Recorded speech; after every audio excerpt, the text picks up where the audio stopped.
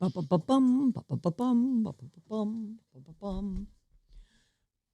Bum, bum, bottom. Alice, 97.3, Sarah Vinnie, Alice's morning show. Oh, Monday. I thought you'd never get here. Yay.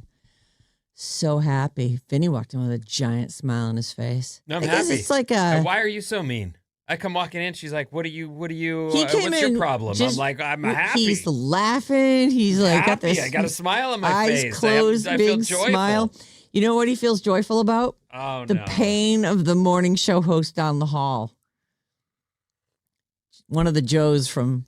Actually, both of the Joes have babies right now. Mm-hmm. And on the morning roast at 95.7 The Game. Well, I got in the elevator from the garage, and then it stopped in the lobby. I'm like, fudge. Lobby. But then my boy walked in, and I was smiled. I like him very much. Sure, he's great.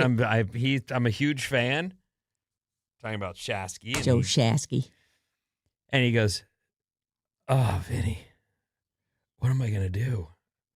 My little boy's sick. He was up all night. I haven't slept at all." I'm like, oh. See what I'm talking about here? He is reveling in someone else's pain. I'm not. I just know how that feels. There's no help. I can't help. He asked, what am I going to do? What are you going to do? Listen, I don't know anybody who's had to return a child, but you're going to keep going to work every day and try your hardest because returning a child can't be fun. I can't afford this child, God or whoever. Right. I think you only have so long to do it, too. Yeah. So he might already miss his chance. I think the kid's like over 2 now. Way too late. Yeah. I feel like you get like a month or something. Right. Just like, 30 days. I can't handle it. Yeah. You got to make that decision quick. Then there it is. Stuck with it. Mm-hmm. Yeah. Anyway, I did feel that pain deeply and knew I know it well. Yeah. It was just like the look of absolute glee on your face. I did think to myself. Part of it is this, and this is just how I feel. All right. I love doing this. It This deserves, job, it deserves a certain amount of energy and attention. It just does. It's what it takes. Right. And when you come in with half of that, you know that you're not bringing it able.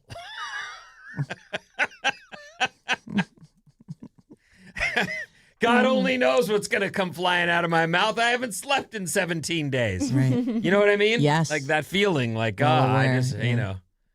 And then there's also, and I didn't feel it as much then because I was just in it.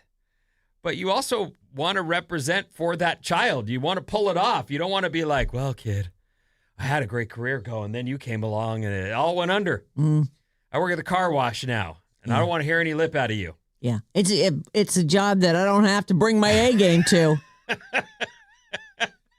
But I'm not happy about it. Right. Yeah. I was doing something I loved, but then you came along. That went away. It's worth it. You're great. It is worth it. It's totally. You know what? Listen, let me cap this off with this, and then I want to hear everything about the party people. Yes. I want to hear everything about you, all of your stuff. So my family came back from Hawaii, and I had the house to myself for a week, sort of along the lines of this story we're talking about, where no one was keeping you up all night. I was showering without. I could make noise. I was in the big shower, the primary bedroom shower. Nicely done. All the stuff. Anyway, so they came home. I didn't see them till Saturday morning, but it was so late on Friday. Right, they came home late Friday. And I'd left food out for them so they could all eat. Isn't that nice? It is nice. But what a nice person you are. I that's my family, right? So I did all the stuff. So they're back, and I'm doing the stuff with them, and we're getting ready. It's summer now. Yeah. It is summer. Yep. They're not going to school. And my young one is you. She sleeps till noon. Comes out with hair just ratted all over. Like, you want some lunch? We've all been up for, a day. Right. I got up at 5. I've surfed. I got home. You know what I mean? I'm done. It's a whole day. Yep. And this kid's walking out all shell-shocked. You have some cereal? Oh, God. Anyway, this morning I get up to leave and I've got to be quiet. Yeah. And I don't get to shower in the big, You got to go down to Alicia's room. I got to go down to the room that's thank you. You're welcome. Bring that up every chance you get, can you? I think about it all the time. It just flies out of my mouth. Part of me was like, don't do it, Sarah. Don't do it. It's Alicia's room. Really? You fought it as best you could, huh? Well, it's Monday morning. I just don't have that much energy, Vin. I go to leave my bedroom, which I'd been locked in, securely since 7 p.m. last night because, you got to shut the doors now. And there's a note slid halfway under my door. Oh. And I open the door and I pick up the note and it says, to the number one. This is from Edie. Can you see that? It just Barely. turned on me. Oh, geez. I could read it, but it went small. To the number one dad, the best dad in the world. And underneath that, she wrote, amazing dad, very good dad. Oh, boy. Then the next, so I open it and it says, very good dad. Which is funny wording, but okay. The moving of this thing. I hope you have a good day at work and an amazing summer playing with me and Isla. Oh.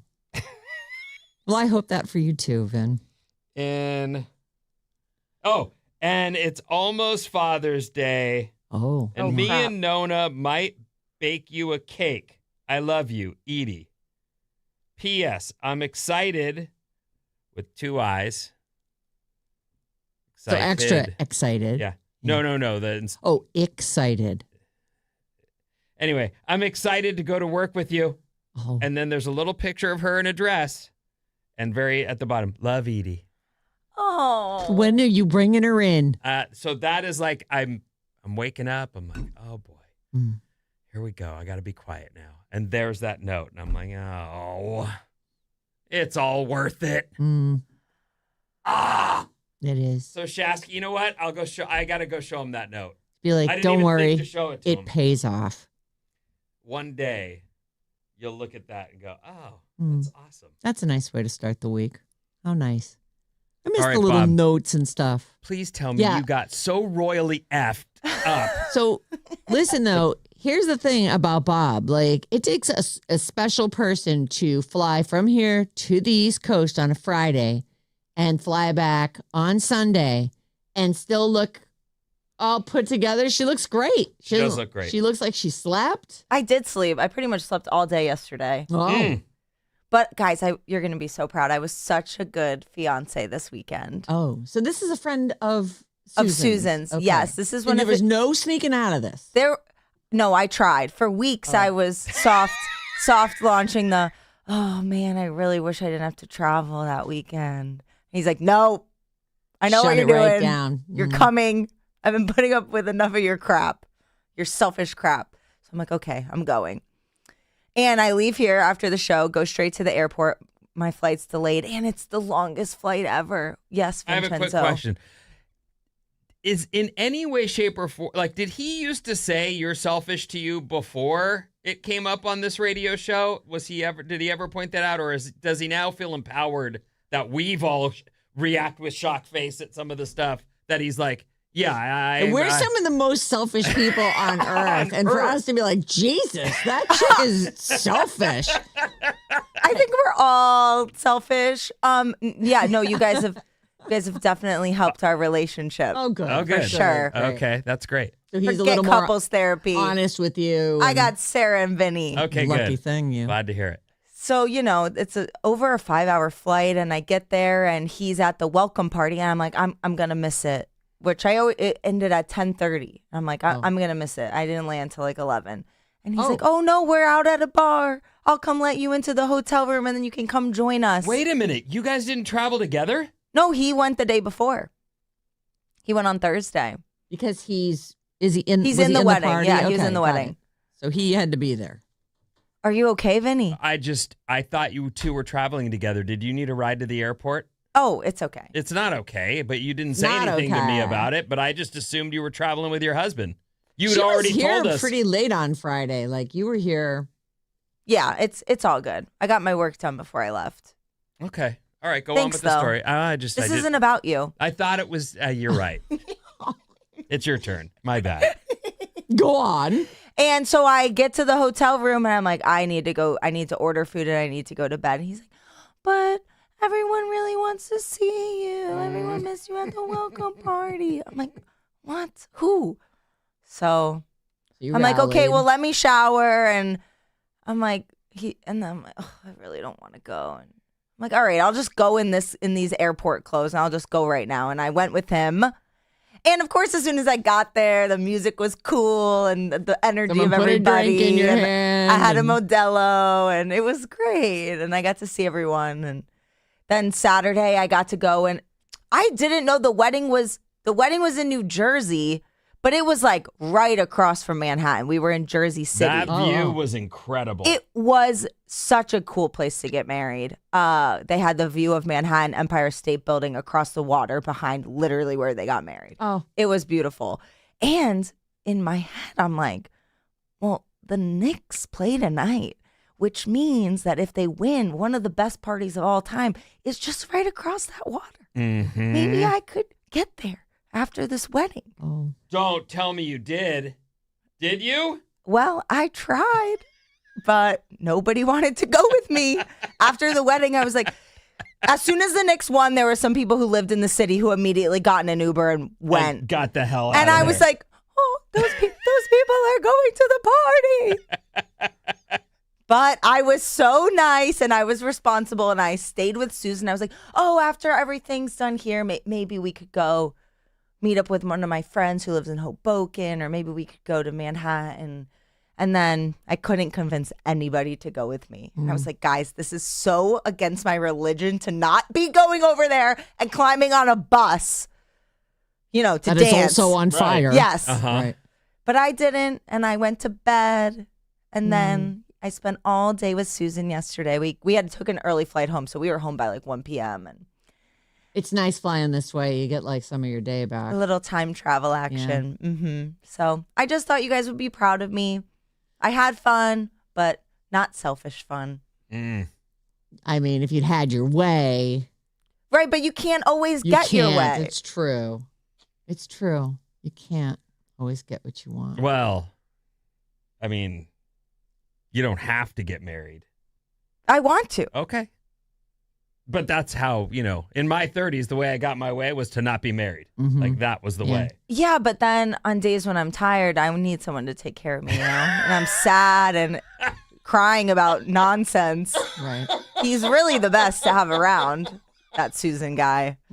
He's a keeper. Mm-hmm. There's a trade-off for sure. Yes. Absolutely. Yeah. I guess you have to make sacrifices sometimes. Call them compromises. Don't call them sacrifices. It's a nicer word. All right, Sarah. I don't really have a lot. Oh, come on. I garden my ass off on Saturday. On Sunday, Your pants. I got. So last week I was wearing those big wide leg pants when I rolled them up a couple times, and I was like, I don't like the roll up. I do it on a couple pairs of pants I've got, and so I narrowed the legs slightly, and I Are you telling me put a little trim on them. Here, you want to see? you pegged and hemmed your pants? Well, I mean, I wouldn't call it pegging. What's pegging? He thinks I wear peg leg pants because I wear skinny jeans sometimes. No. Pegging pants. This is a true story. All right. Pegging pants, as I understand it, is we used to, before the gear got like up to snuff, like got better, when we raced BMX, we would wear our Levi's as protection on these BMX tracks. Mm-hmm. Later, they started making pants that motorcycle riders ride. They're called leathers. They're not really leather, but they have knee pads and hip pads, and they slide good. Anyway, we wore Levi's to race our bikes, but the pant would get caught in the chain. Yeah. So you would peg your pant leg down. You'd bring it The one in. on the right side. Well, you'd have to do both because you couldn't really walk around with, one flapping in Could the just wind and one tie a piece of tightly- ribbon around No, your foot. Well, you could. Yeah. But our parents would peg our Levi's so that they wouldn't get caught in our bike chains. Uh-huh. So I didn't go full peg. Is that the right term? I don't know. I've never heard tightening it. the. No, I just thought you meant like peg leg because you always give me, when I wear my skinny jeans, I always see you roll your eyes. Oh. What? I like your skinny jeans. Do you? Yeah. What are you talking about? I don't know. You're like, oh, skinny jeans are out. Ah. Oh no! No, I like your skinny jeans. If anything, the club kid pants. I hear you coming down the hall. Yeah, I like those. They're so big. They're like I like to swim in my clothes. They're the best. It's the best.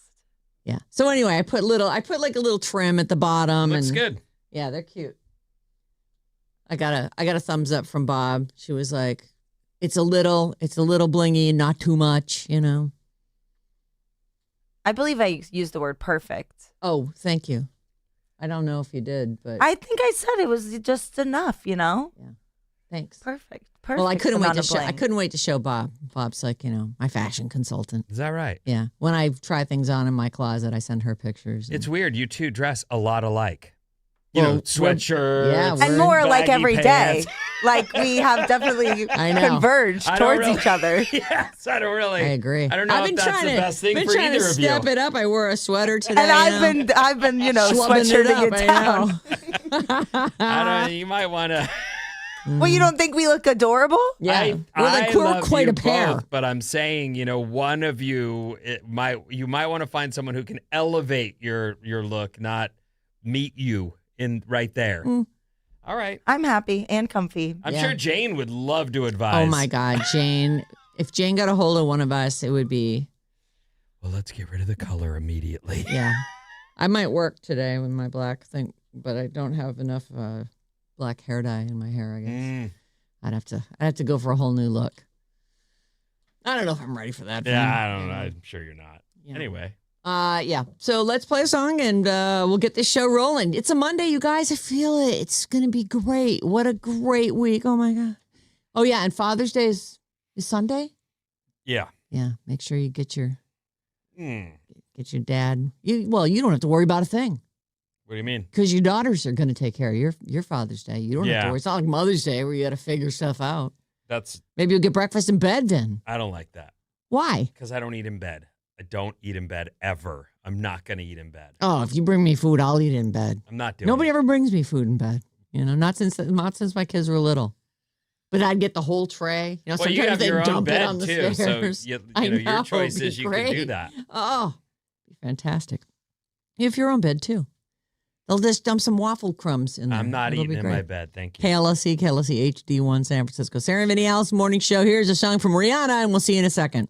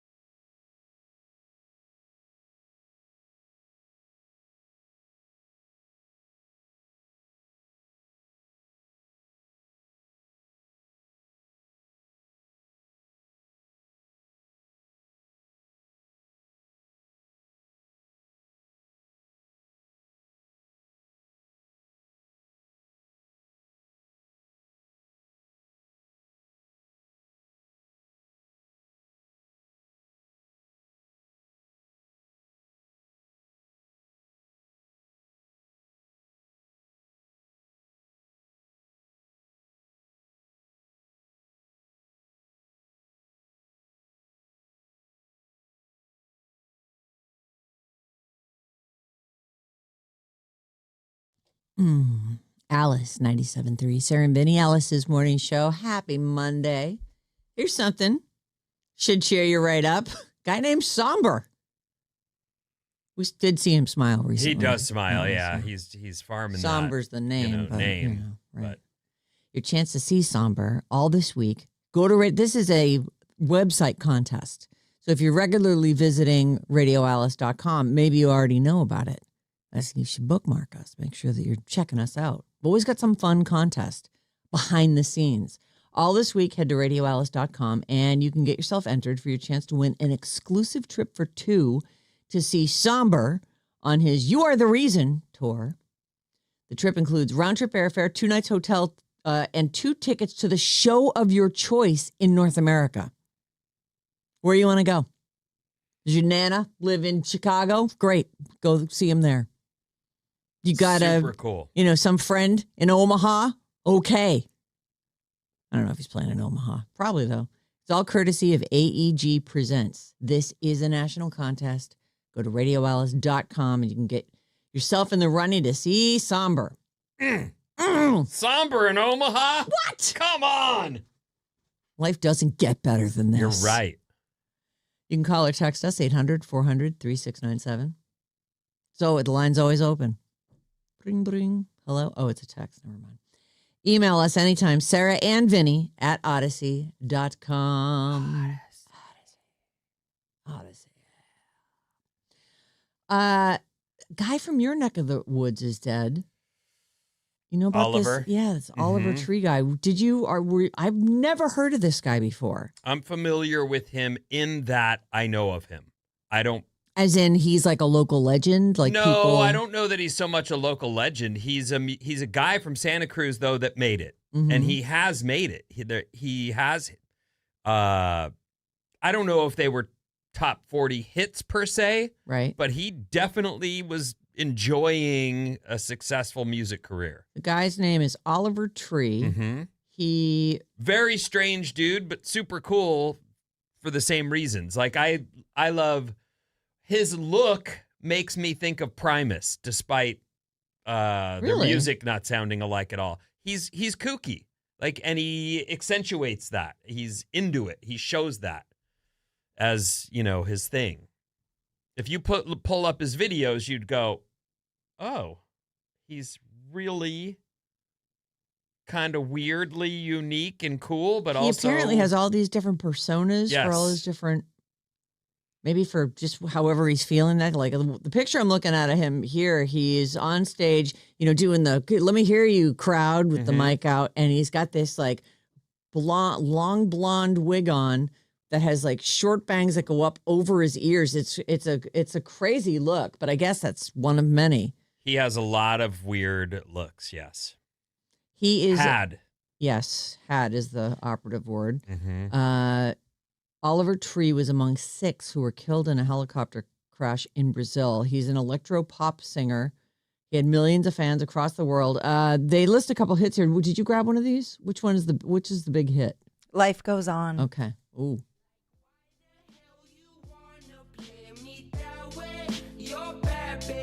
You double-faced entendre. Life goes on and on and on and on and on and on and on and on. On and on and on and on and on and on and on and on.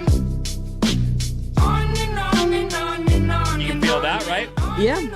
It's not gonna be a number 1 hit, but it's definitely poppy. Sure. Did you know him?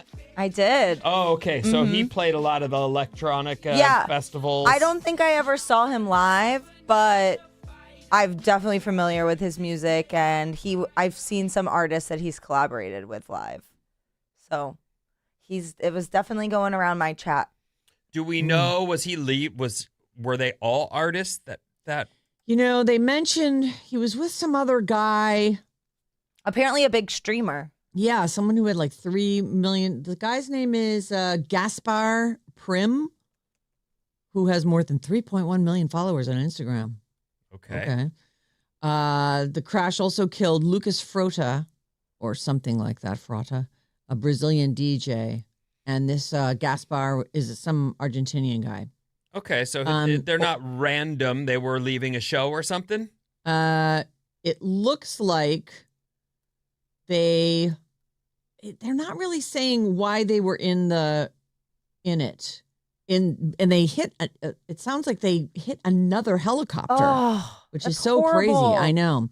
So they're saying the midair collision involving two helicopters occurred several miles west of downtown Rio in the beach community of something I can't pronounce. Inside the helicopter were 4 other passengers, the one that he was in, and the pilot of the other helicopter also perished.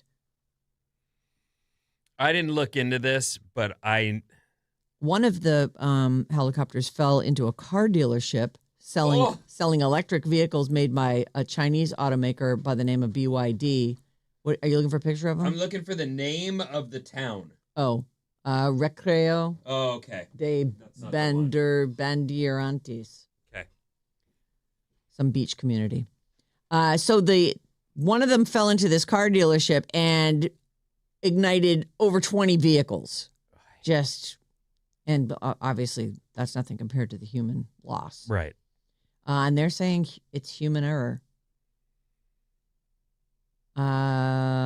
Nothing. Well, as of the printing of this, I'm looking at the Washington Post. No statement regarding the accident had been released yet on his social media.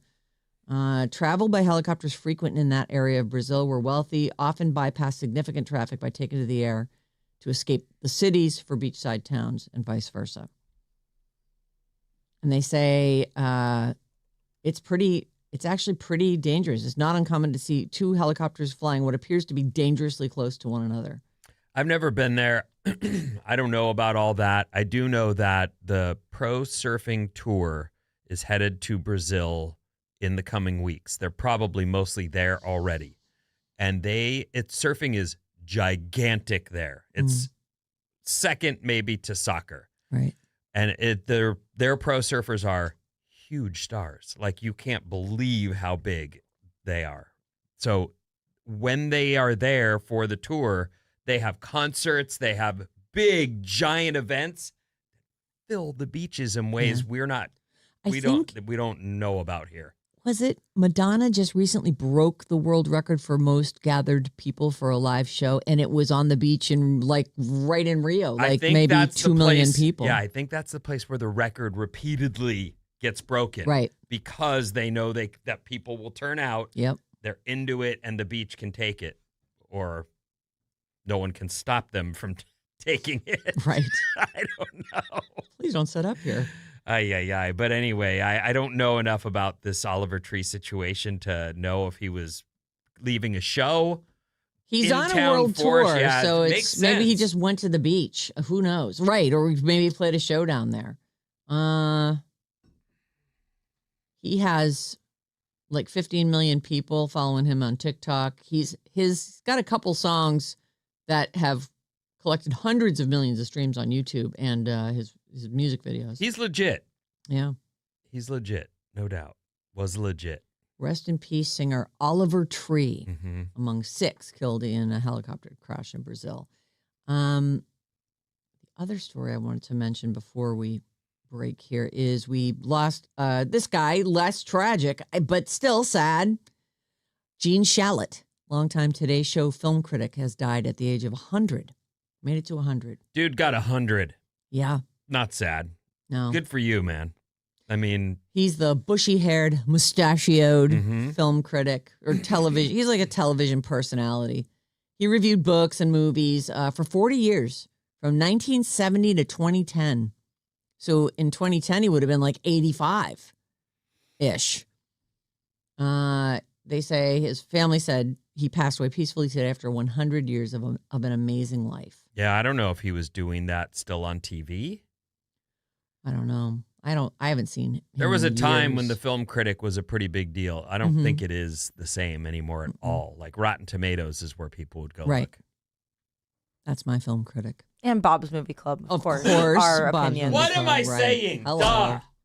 Yeah, I told the family about Chappie, and Christina will probably watch it. So Oh. I'll see what she gives you. Yeah. Gives That it. you gave Sorry. it a 2. Bob gave it a 3. Maybe she'll give it a 4. Maybe she'll love it. She might. His long tenure on This Is Gene Shalit. He's a totally, I guess, of a certain age. You'd reckon. Do you know who this guy is? Nope. Yeah. But 100 is amazing. It is amazing. Mm-hmm. He was featured in several animated shows. SpongeBob SquarePants dubbed him Gene Scallop, and he was a fish food critic. The mustache on this man. I know. Yeah. He did do the voice on the SpongeBob episodes. He was parodied in 4 episodes of Family Guy. He was played by Eugene Levy, which is a great, even just looking at his face, I can see, it's just the big eyebrows on Second City Television.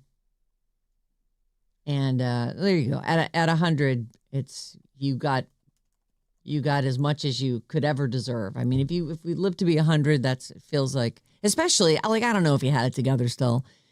It seems like 90 to 100 is anybody's guess, right? Yeah, but your expectation from each day, I'm sure, is far less than you'd hope for in your 30s when you're in New York and the Knicks have just won the championship. Somebody get me across this river. I'm supposed to be on a flaming bus dancing and drinking. I'm sure he didn't have those kind of hopes and dreams at that point. Right. All right, Vinny, what do you got coming up? Getting a duty in the toilet would be like... Right. Oh, my God. I won the day. I won the day. Nobody had to clean me up. It's a freaking miracle. I have a lot of stuff, including U.S. soccer and more after these.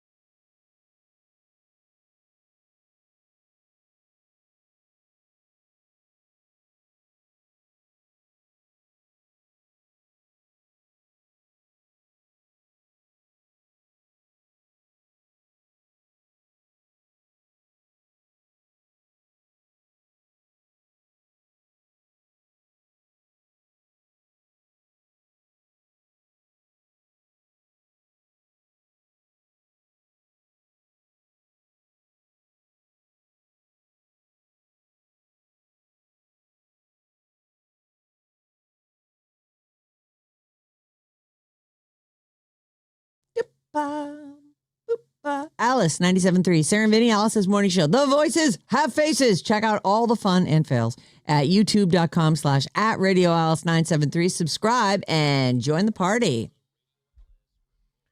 What's up, everyone? This Alice Report is brought to you by Run Here, Run There. Alice 97.3 is teamed up with the San Francisco Marathon and China Airlines for the ultimate race experience. Win a spot in the San Francisco Marathon, plus 2 round-trip flights and a 4-night stay at the Grand Hotel to join the China Airlines Marathon Starry Night Run in Taipei. For a runner out there in the world, they're like, that's I want to run in all the places. Yeah, right. And this is a good one. Head to radioalice.com all this week and enter for your chance to win our Run Here, Run There contest. It's a good one. Very cool. Mm-hmm. All right. Here's what's happening. Morning overcast and clouds. If you're in the East Bay, you'll see sunshine. If you're in the North Bay, you'll see it. Some clearing today with a high in the 80s. The beaches stayed pretty socked in yesterday. It was cold this weekend, actually. There was some times I was like, oh my, I better get in that hot tub. Yeah, both days. Right, I bet. Like, oh my God. Enjoy that. The weekend began with USA Soccer getting a win versus Paraguay, 4-1. That's great. We kicked 4-1. That's kicked huge. their butts. It was amazing. Super fun game to watch. I had it on. I eating and watching soccer. It's good stuff. The Stanley Cup is over. The Carolina Hurricanes won it. Oh. And, of course, the Knicks won over the weekend. And I just want to say that I'm a fan of New York. My family's from New York. I am stoked for the people of New York. Chalamet should be embarrassed, but okay. Why? He celebrated like he's on the team. Like he was in the locker room getting champagne poured on his head and you know you didn't play, right? He's so happy for them. But and they're like, you're so famous. I know, that's Timothée it. Chalamet, Like, come on in. Was Kylie in there with him? I don't know, but I just saw the video of him like, I just went, oh my God, bro. He's so happy. You should just go home or go to a bar or go outside and celebrate. These guys actually played the game. Mm-hmm. You sound jealous. I really don't think that's it. Okay, well, I don't understand what the problem is if they were happy to have him there. Are they?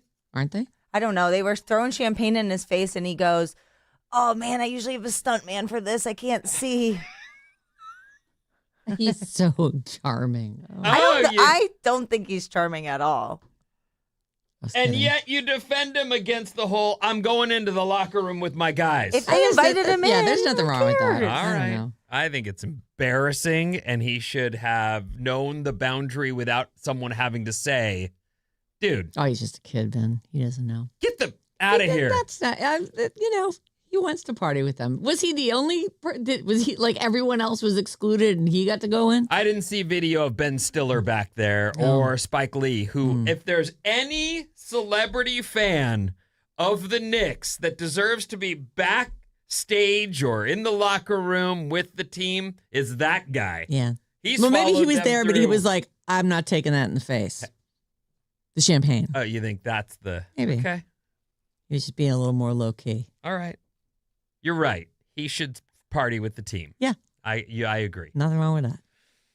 Our first story I heard, well, I guess those are stories that I've already done, but this story I heard over the weekend and went, okay, is this a bit? What is this? What is it? A parachute plane. Yes. Crashed so full crazy. of parachuters. And I was like, they jump. Like the irony of a plane going down with everyone geared up with parachutes. I don't understand. Tell me what happened. Well, they say the plane basically crashed while taking off. Oh. So it was going up and made a turn and nosedived. Oh, God. And they say that maybe the pilot was trying to get turned around to land on a nearby road. Oh. Because there must have been some kind trouble. of trouble. But when I heard the story, and I'm not trying to make fun, but it is the No. irony of hearing that a plane full of people with parachutes Who are gonna jump out. And they say here, as I sort of looked further into it, that this was not a plane full of beginners. Oh. These were all people that had been, I almost feel like this was earlier in the day. These were the guys that work there or are known to jump together.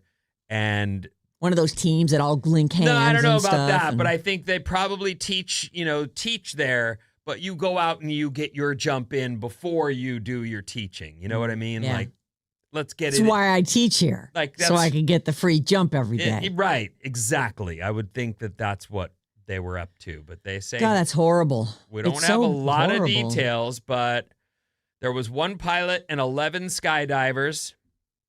The plane was operated by Skydive Kansas City. They've been doing this. They do this 8 months out of the year, every year. Wow. And the plane crashed shortly before takeoff at about 11:30 in the morning.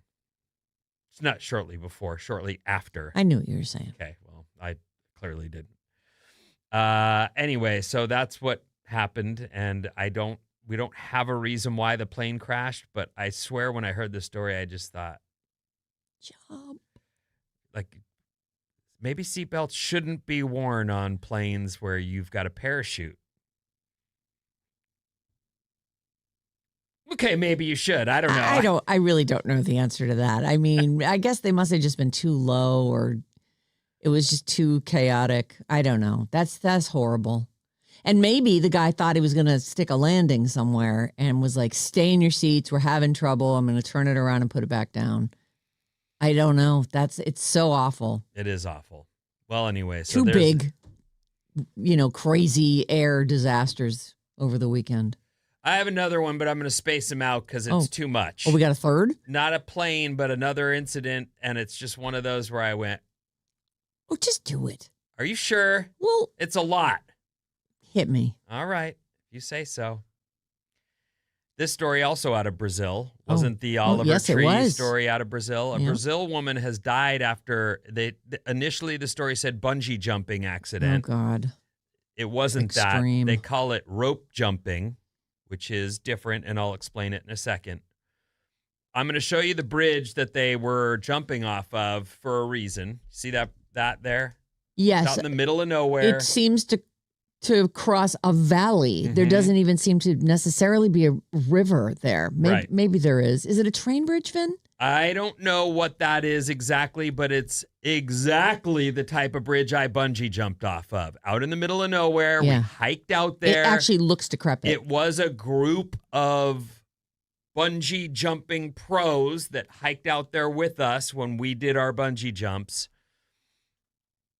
And so I had this, there's a similarity here in that this clearly isn't something that they do. They don't have a permanent structure. Right. There's no puffy pad down below underneath the party people doing their jumps. They can't be 100% sure that the railing isn't so rusty it's just going to pop off. Right. A woman has died in what appears to be a tragic extreme sports accident in Brazil. 3 men have been arrested over the incident, Oh, boy. in which the instructors failed to attach the rope to her What? before helping her jump from a bridge in Sao Paulo. So one of the things that I have an experience with is when we went bungee jumping, they were like, we can't push you. You have to jump.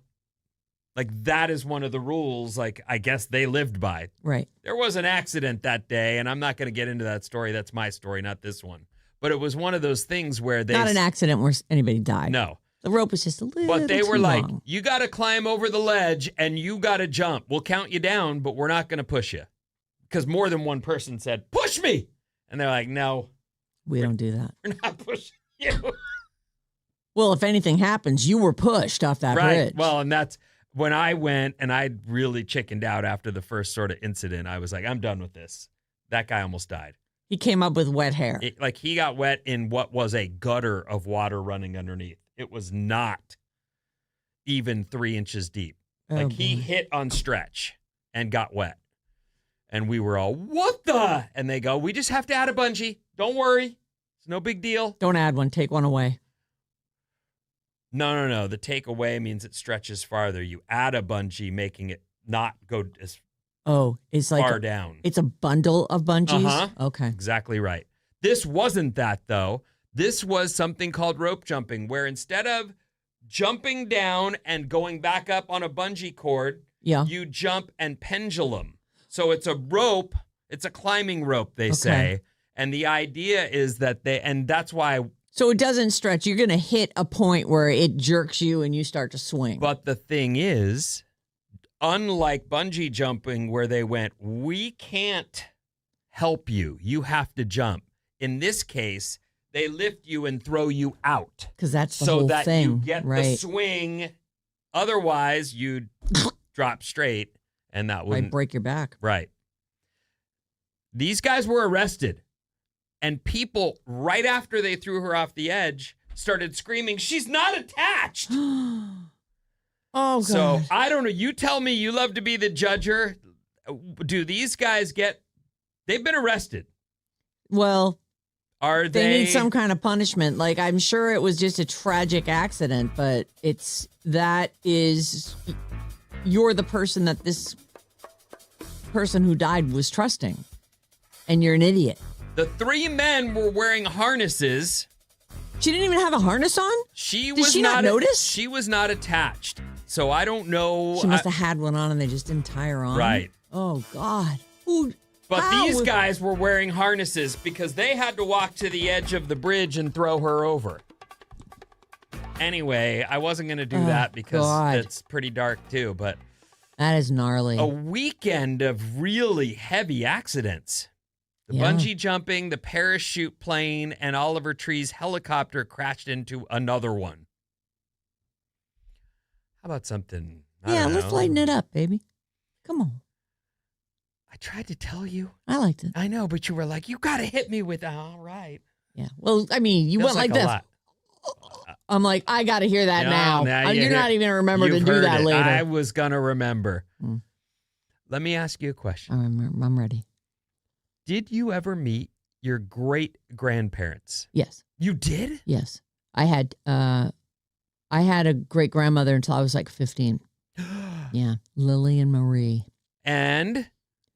Well, she was always, she had had a stroke early in my childhood. So she was, and she was just like, I don't even know how old she was when she died. She had to be pretty old because I was 15.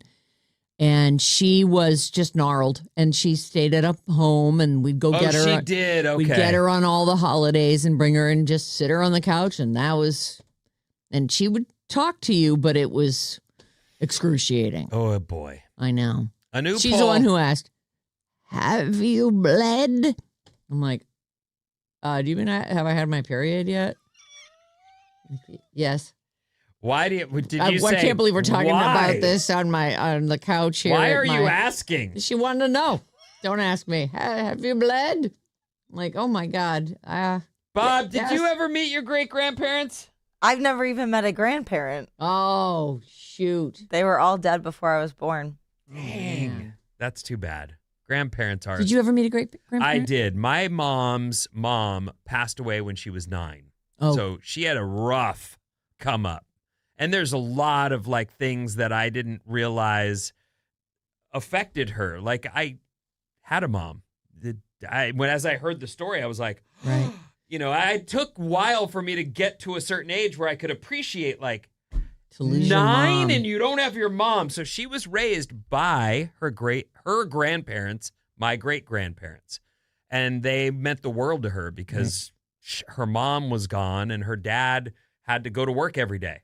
So she was with her great-grandparents, or my great-grandparents, and they meant the world to her. When I met them, they were so elderly, and I don't say this to disrespect them, but they were kept at home. Mm-hmm. There was no way they were being sent anywhere. Right. And they, great-grandpa smelled like cigarettes and pee. Mm. And great-grandma was my mom went to beauty school, so she would come and she would take care of her, do her hair cut her hair and stuff. But she was also elderly. And when you're very young, it's almost scary. On the nose. Not this. No, This. right. You got it. I was kind of scared. And Well, was they're just just I'm like- going to go find something to do. Right. They're not. Because even your grandparents, like, have some kick. Oh, like no. My mine- grandpa was a thick, barrel-chested Yeah. Italian dude who. Like, they're fun. They still got a little Yeah. energy. It Mhm. depended on how, what the spacing is, what the age is. But the great grandma, she's the only one I had another great grandma when I was born, but she died before I could know her.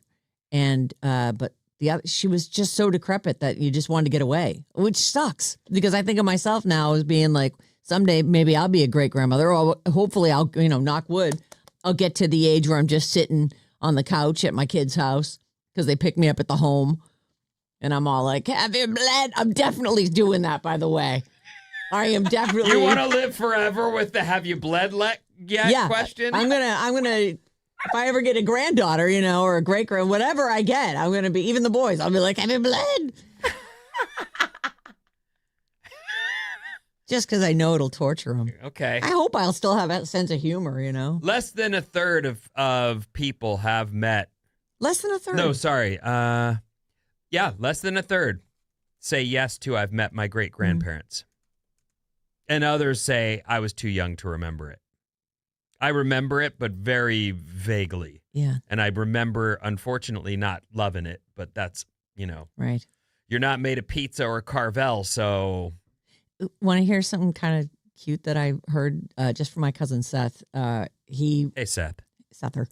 He has a place that he lives in, like upstate New York, and he showed pictures of his garden, and it's going off right now, and so everything's beautiful. And the peonies that he grows in his yard are from Lillian Marie's garden, and they were her mother's. So there are great grandmother's peonies. Is that a dog? It's a plant. Oh. Yeah. And what is a They only bloom. They bloom once a year, and it's kind of short. And they're like kind of a bushy shrub with big, fat flowers over the. They have big, bright pink flowers. Yeah. Well, okay. they can be all different colors, but his are like a dark pink, like fuchsia. Nice. And we were all like, "Oh, I can't believe you've got those. It's amazing." Peonies also refers to steak from Peonies? the northwest Italy. I don't know. Oh? There's a lot of different spellings for this. Anyway, okay, so that's cool. Let's see here. Do you think you'll ever talk to someone born in the 2100s? No. 9% said yes. How could I? And that's the question. I'll be dead by, the max is probably 100 years, right? So in 2066, see you later. Bob? Probably not. Ah. I'd be, 105. 105. You could You be can 105. do it! You could do it. I don't need to. Yeah, you could, though. But you could. Maybe it'll be your great-great-granddaughter. Yeah, I don't know. I'm not really looking forward to. Well, I think this is great. Yours is one of the great love affairs of all time as you join in holy matrimony this September.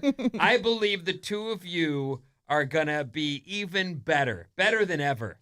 at 105. Like the whole marriage is going to be 105. one that Why we limit yourself? Yeah. We all look to you. Like, pave Yeah. the way. Show us how it's done. Carry the flag. Okay. Into it. And while we've got Bob on mic, 800-400-3697 is our text number. Maddie's out one more day, but Yep. we'll be back tomorrow. And in the meantime, You've Bob done a is good in. job. Vinny, regarding the parachute plane crash, you never said if there were any survivors. There were not. All Oh. the people perished. Oh, how awful. And I'm not trying to be. I just heard the story and went, "Are you kidding?" The irony of a skydiving plane going down and everyone going down with it is just too much. There's a lot of defense for Timothée Chalamet being in the locker room. 415 says, Timmy said it was better than winning an Oscar. I did hear that quote. I heard that as well. Yeah, but he didn't. Okay. There's a lot of references to Kash Patel. Do you guys know who that is? Apparently, he goes in the locker room and that's okay. It wasn't okay. Oh, He went I in don't for, was it the Olympics? He went in and celebrated with one of the teams, and he's like, he's the head of the FBI. Oh. So he's, and he's like kind of looks like a madman and like proved us all right. Like he was going nuts and drinking and screaming and it's like, wow, how dignified. I think that's what people were upset about. Some say he has a drinking problem. 415 says, "Have you bled? Has gotten my week off to a hilarious start. Thank you, Sarah." Have you bled yet? Have you bled? That is such a way to be remembered. Oh my God. Well, She that's lives how I on. hope to be remembered too. I'll ask really? all All my right. grandchildren if they've bled. 925, "I became a grandmother this year, and my grandmother is still alive. She's 98 and will be 99 in September, but she's a great, great grandmother. Oh my God. And it's the most special thing in the world." Rebecca, East Bay. Yeah, I don't think kids can appreciate it, but certainly a grown-up is like, that's radical. Because you see the future. Well, you realize. You don't realize it when you're a kid. Right. No. You're like, well, I'm just a tot. I'm never gonna be that. Well, yeah. Again, I'm looking for pizza and Carvel around here. Anybody? Anyway, what's coming up in the trash, Sarah? At the movies, biopics, and trillionaires.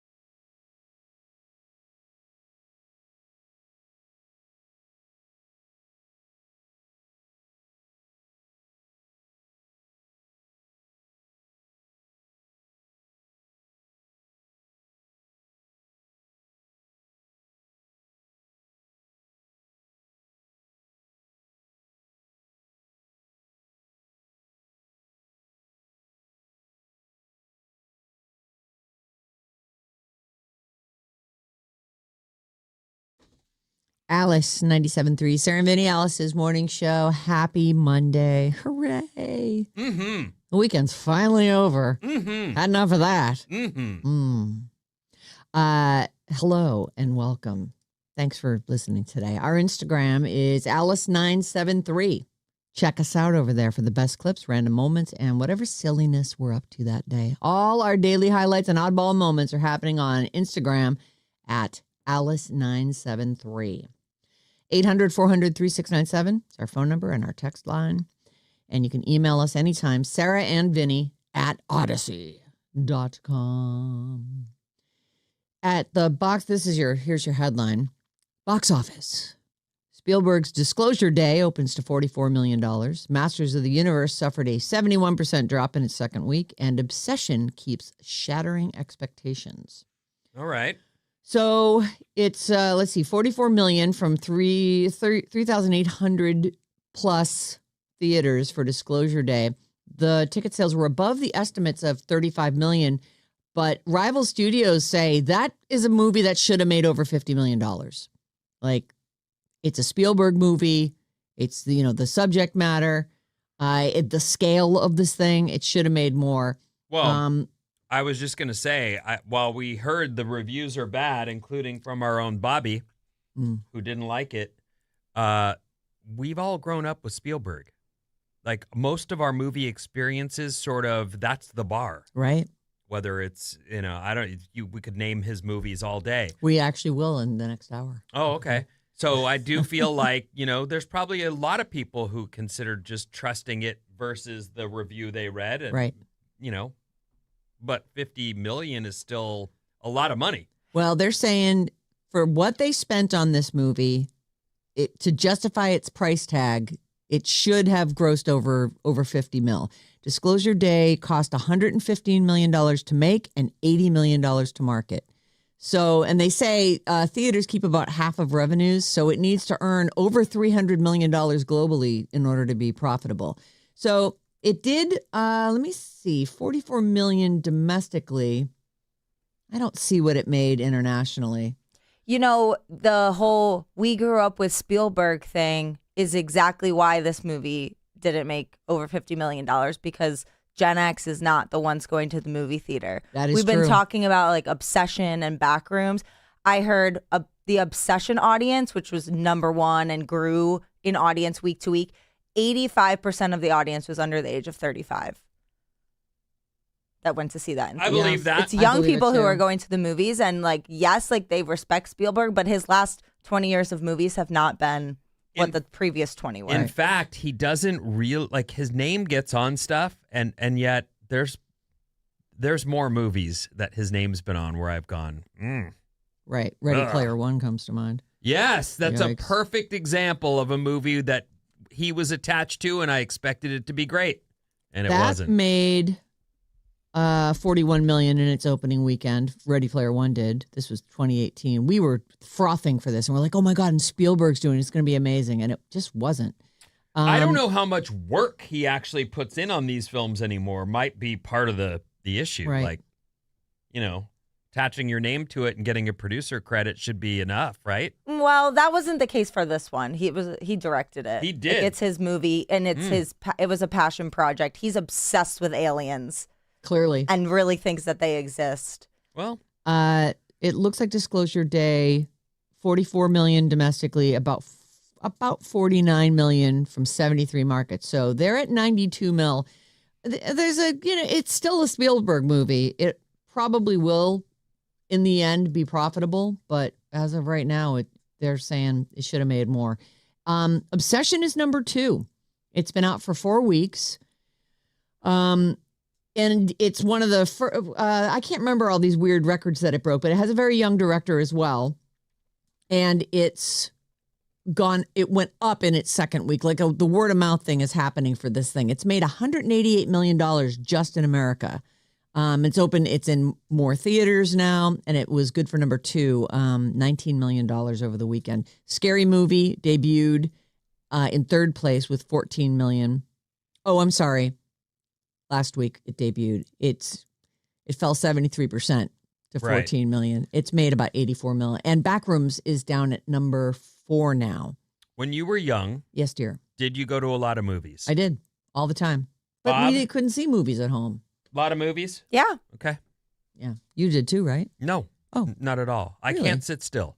And so for me, it was torture to be in a movie theater, and I didn't go see movies. Oh, No. I lived for it. My mom would drop us off with, we each had $10 and we'd go into the Hanover Mall, shop at the Chess King, see if there were any cute boys in there shopping. Yeah. Go get an Orange Julius and then pay $3 to go see a movie. I think my tickets when I was a teen were $11.50, and yet we'd see anything. There's nothing to do in the suburbs. Whatever's playing. That's my daughter, as I was coming home from surf on Saturday, wrote me and said, I need a ride to Target. And I was like, it's 9 a.m. What are you doing? I'm ready for my shopping. She wanted to go to the Target because that's the closest thing to a mall we have in our little town. And her friend roamed around and made YouTube videos at the store. Oh, which older daughter? Yes. Gorgeous. Like, I just couldn't believe they were doing a tutorial for the younger kids coming into, like, they're now the older kids at the school, the junior high, and they were doing a tutorial for the kids and popping out of different places to, I don't know. Their presentation. Yeah. It was very funny, but I just thought, okay, that's what kids do now. Right. I love it. You do? Well, 100. The Obsession director and the Backrooms director, that's exactly how they started, just making movies and videos with their friends. It's way better than her sitting behind the Target smoking cigarettes. That is Yes. And that's what I did. Did I tell you that story? Maybe. Yeah, I did do that. Yeah. At Safeway, not Target. But Well, and kids, I feel like a creative kid finds, like when we were kids, we used to make, me and my brother would make DJ tapes. Where Really? Where you just like pretend you're a DJ and then play a song, on our little cassette. I don't feel like thing. you've ever told me that. You were mocking up DJ Totally. tapes when you were a kid. When we were little kids. And so you did, because we had a tape recorder. So, of course you're playing with it. There was nothing else to do in the olden days. What channel were you on? Well, later I was on WSAR. And then my first job was at an AM station in New Bedford. And it was Which WSA Fall River. Which fake channel were you on, I mean? Oh, WSAR. Oh, I okay. thought it was a fake channel. It was, W Sarah, obviously. And then later, my first job, I'm like, oh my God, I have to apply to this place. It's WSAR. I've That's been the on place. this. I've been on this station for years. Okay, I love it. And then I remember my dad got one of the early VCR cameras, and it was enormous. You had to rest it on your shoulder, and it had a pack with a full-size videotape that you would slot in. Separately. Separate, yeah, it was attached. How funny. But it was just an enormous rig, and we made music videos, we made talk shoys. Where's the video? Where is I that? don't know, my dad has them. You've tons of never them. gone back and looked at that? No, not really. Since I think last time I saw them, they still lived at their old house in East Bridgewater. Now they live in Florida because it's the law. Right. East Coasters, they head south. That's really a cute story.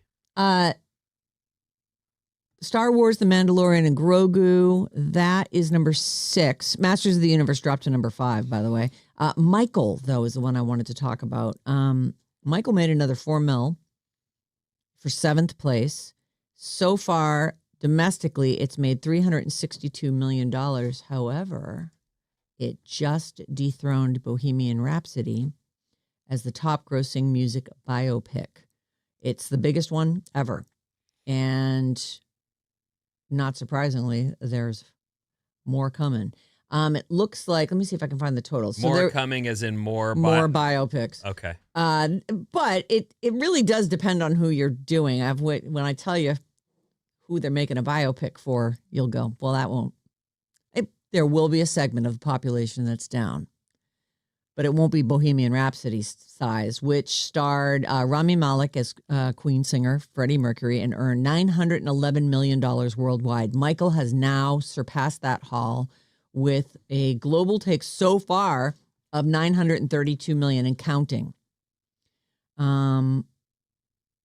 It also just opened in Japan. It scored 6.7 mil. It opened there June 12th. So that one is going to continue to, that'll probably hit $1 billion. I feel like it's even sort of early days for it. Let me see how many weeks it's been out for. Michael has been out for 8 weeks. Well, I understand that, they're trying to control the narrative with the Michael story. I also feel like there were probably pressures on Queen to not show all the stuff. Right.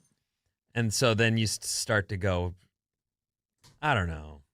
Do I really want to watch it if you're not going to tell the whole story? Right. I'm going to get a glossy Hollywood version of what went down. I was down. All right. I mean, I feel like they're probably, they take liberties with these things because they're trying to make a show that people want to go to. Well, the whole, and I get it. I get the family wants to say Michael was the greatest musician and nothing ever happened with children. Why would we? Why would we include that? Okay, but I love the band Stone Temple Pilots and I love Weiland. But if you don't include his drug addiction, is that a story that is if there isn't black tar heroin on every surface? That is that dude's story. Right. You can't tell that story and then a phone number that you pre-dialed 9-1, and you just have to press that one. That's one of his quotes. Yeah, he was really someone. It was pretty dark. Maybe they just won't make that movie, but it won't be the true story at all if you don't include that stuff. Well, maybe they will make it and tell the truth. Because clearly it's profitable to make these movies. John Fogerty has revealed that there's a biopic in the work. He says the script currently being written is such an honor. John Fogerty, do you know who John Fogerty is? Can't say that I do. Oh, man. That's from CCR? Yes. And from just solo work. Is he the put me in coach? Yeah. One of the things that this is a good story because the record company plays a big part in his story. He stopped making music because they were like, you can't release solo music. You're competing with your, it was a whole freaking thing. And that guy just didn't make music for years. Well, he probably made music, banked it, and just I don't know. Said, I'm waiting until I can do this again. He was one of the early greats, though. Yeah. Oh, my God. I love CCR. I love them. Like, they've got 4 or 5 songs that just, looking out my back door. And have you ever seen The Rain? Like, they're great. In a crazy, weird way. Fortunate Son. Yeah. Oh, yeah. I know Fortunate Son. There's that Proud Mary. Oh, yeah. Was that originally theirs? I don't know. Huh. Well, either way, yes, I'm a big fan, and I think they're from around here. Oh, really? Oh, origin El Cerrito. Oh, well, El Cerrito's right across the bay. Yeah. So John Fogerty has said that they're doing a biopic. He's 81. He talked to the Hollywood Reporter about the film Thursday night. This was at the Songwriters Hall of Fame. He accepted the Johnny Mercer Award, the organization's highest honor. So I guess we didn't hear about him because Taylor was there. She pretty much takes the cake every time. Yeah, she does. So he's all excited about it. And, it's, let's see here. Oh, excuse me. Besides Bohemian Rhapsody, there's been a lot of these lately. Austin Butler as Elvis Presley and Elvis.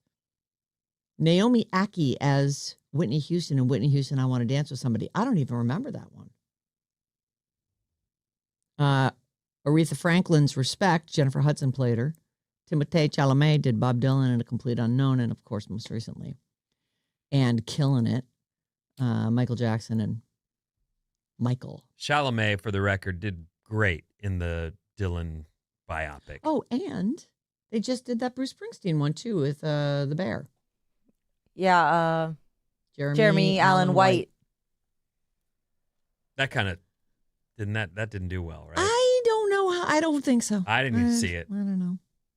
Anyway, he's all excited about it. Oh, there's a picture of Taylor with John Fogerty. John Fogerty's an old dude, very old, 81, and his hair is darker than Taylor's. It's very dark. I'm looking back at their hits, and it looks like the earliest dates are 68. Oh, is that when CCR put out their first record? Bad Moon Rising was 69. Oh, yeah. Oh, my God. How could I forget that one? There's just that, but that's when they were. They were so good. the one about Lodi? Oh, stuck in Lodi again. Yeah, what is that one called? Lodi? Is it called Lodi? I think so. I don't know. It is called Lodi. Yes, that is a hit too. Yeah. That's another one. Yeah, they're great. Creedence Clearwater Revival. Well, cool. They say that's tragic. The tragic story of CCR is a classic behind the music tale of explosive success destroyed by crushing sibling rivalry, toxic legal battles, and a medical tragedy. Oh, who died? I don't know that story. I don't know neither. I know he was in John Fogerty, I should say, as the chief songwriter, ended up just sitting down. Yeah. Kind of like Prince, like He just did going. He did a solo record, right? But it was not until later. They sued him because he sounded too much like himself, though. Yeah. Like I think that was the Sorry, lawsuit. we own all Creedence, things and CCR. You can't do that Yeah. without our approval. Like he just went, okay, I guess I'm done. I guess I'll just maybe. I don't know. Could he still do shows? Okay, moving on. So there you go. A couple biopics in the work. Oh, and by the way, I'm sure I've said this already, but the Michael Jackson biopic sequel they're doing it. It's moving ahead. Supposedly it's I don't know. I mean, it seems like if they're gonna move into the 90s, they're gonna have to talk about his struggles with children. Lots of court cases involving children. Elon Musk becomes the world's first trillionaire. Kind of. They say don't look too closely, and he's definitely a trillionaire. I don't know. They're saying that on paper, he's pushed over the trillionaire line, although the Washington Post says the number is somewhere between exaggerated and imaginary. A good chunk of Musk's wealth comes in the form of conditional Tesla stock, and the conditions, they say, are kind of hard to meet. And they say that SpaceX has never turned a profit, and so, which is kind of surprising to hear, because when it went public, people bought it right up, $135 a share, and that would value his shares in the company at $867 billion. So on paper, and probably in reality, you get to a certain number of billions, and who can even keep count anymore? I mean, the guy's probably a trillionaire. So isn't he? Doesn't matter to any of us. Nope. I feel like he could maybe solve some of the world's problems if he wanted to. One of Susan's friends who was at the wedding this weekend works for SpaceX and made a pretty penny as well on Friday. Is that so? Mm-hmm. That's great. Like millions. Oh my God. Yeah. That's great. How awesome. Right? Must I'm like, that you deserve it working for that guy for so many years. Well, that's one of the... I would never want to do that. Not everybody gets the Silicon Valley dream, but those that do, you're getting this stock early on before it even goes public as part of your package, and you just... Sometimes you get 1% of the company. It piles up Yeah, socialism's over the years, cool. and there's definitely some, like... There were people who go, I can't wait this out. Mm. And there are others who go, I'm waiting. Mm. And your friend just paid off. Just paid. That's great. That is great. Yeah, it's a very you don't want to be jealous, but living in this area, a lot of people know that guy. Like I know the people who flew to New York commercial, and then that company went. You know this person, you've met her. Oh, this is not Elon's No. show. This is the Salesforce show. Yeah, the Salesforce The show. Salesforce show. They flew their commercial and flew home private and never looked back. They made truly a fortune. Mm. Those people, those friends of yours. Mm-hmm. Yeah. I can't even venture a guess. Like, I don't think it was $1 billion. One of the things I know, there are probably way more people qualified to talk about this listening right now than for me to, but I do know that like that quest to get that company that's not public yet, but you get in early and you're hoping to get stock, that's one of the big dreams. But often they're operating on a shoestring budget, not paying the wages that are equal out there in the world, and you have to gamble. Right. I'm not being paid the going price for the work I'm doing, but I'm gambling that this product will be valuable down the line. It's a hard thing to, if you're single, you can do it. Right. Because you can say, I can tighten my belt. It's worth the gamble. Plus, I'm here 16 hours a day anyway. I'll just sleep at my desk. But Who needs to pay rent? If you've got kids and they're going and your family and they're like, we want to go on vacation. What? That's so expensive. We We're don't not making have any that. money. But, then down the line, you might be a multi-millionaire. So it's a Or gamble. more. Yeah, and this friend who works at SpaceX always tells the story of Christmas Eve when he gets a call from Elon and has to go in and work on something. Oh, So God. it's like many trade-offs on the way to that fortune. Well, I'm sure it was all worth it. That sounds pretty awesome. All right, I'm done here. What's coming up? I'm done here, I'm she done says. Gen X, Oh. it's time your pants were pulled down Uh-oh. after these.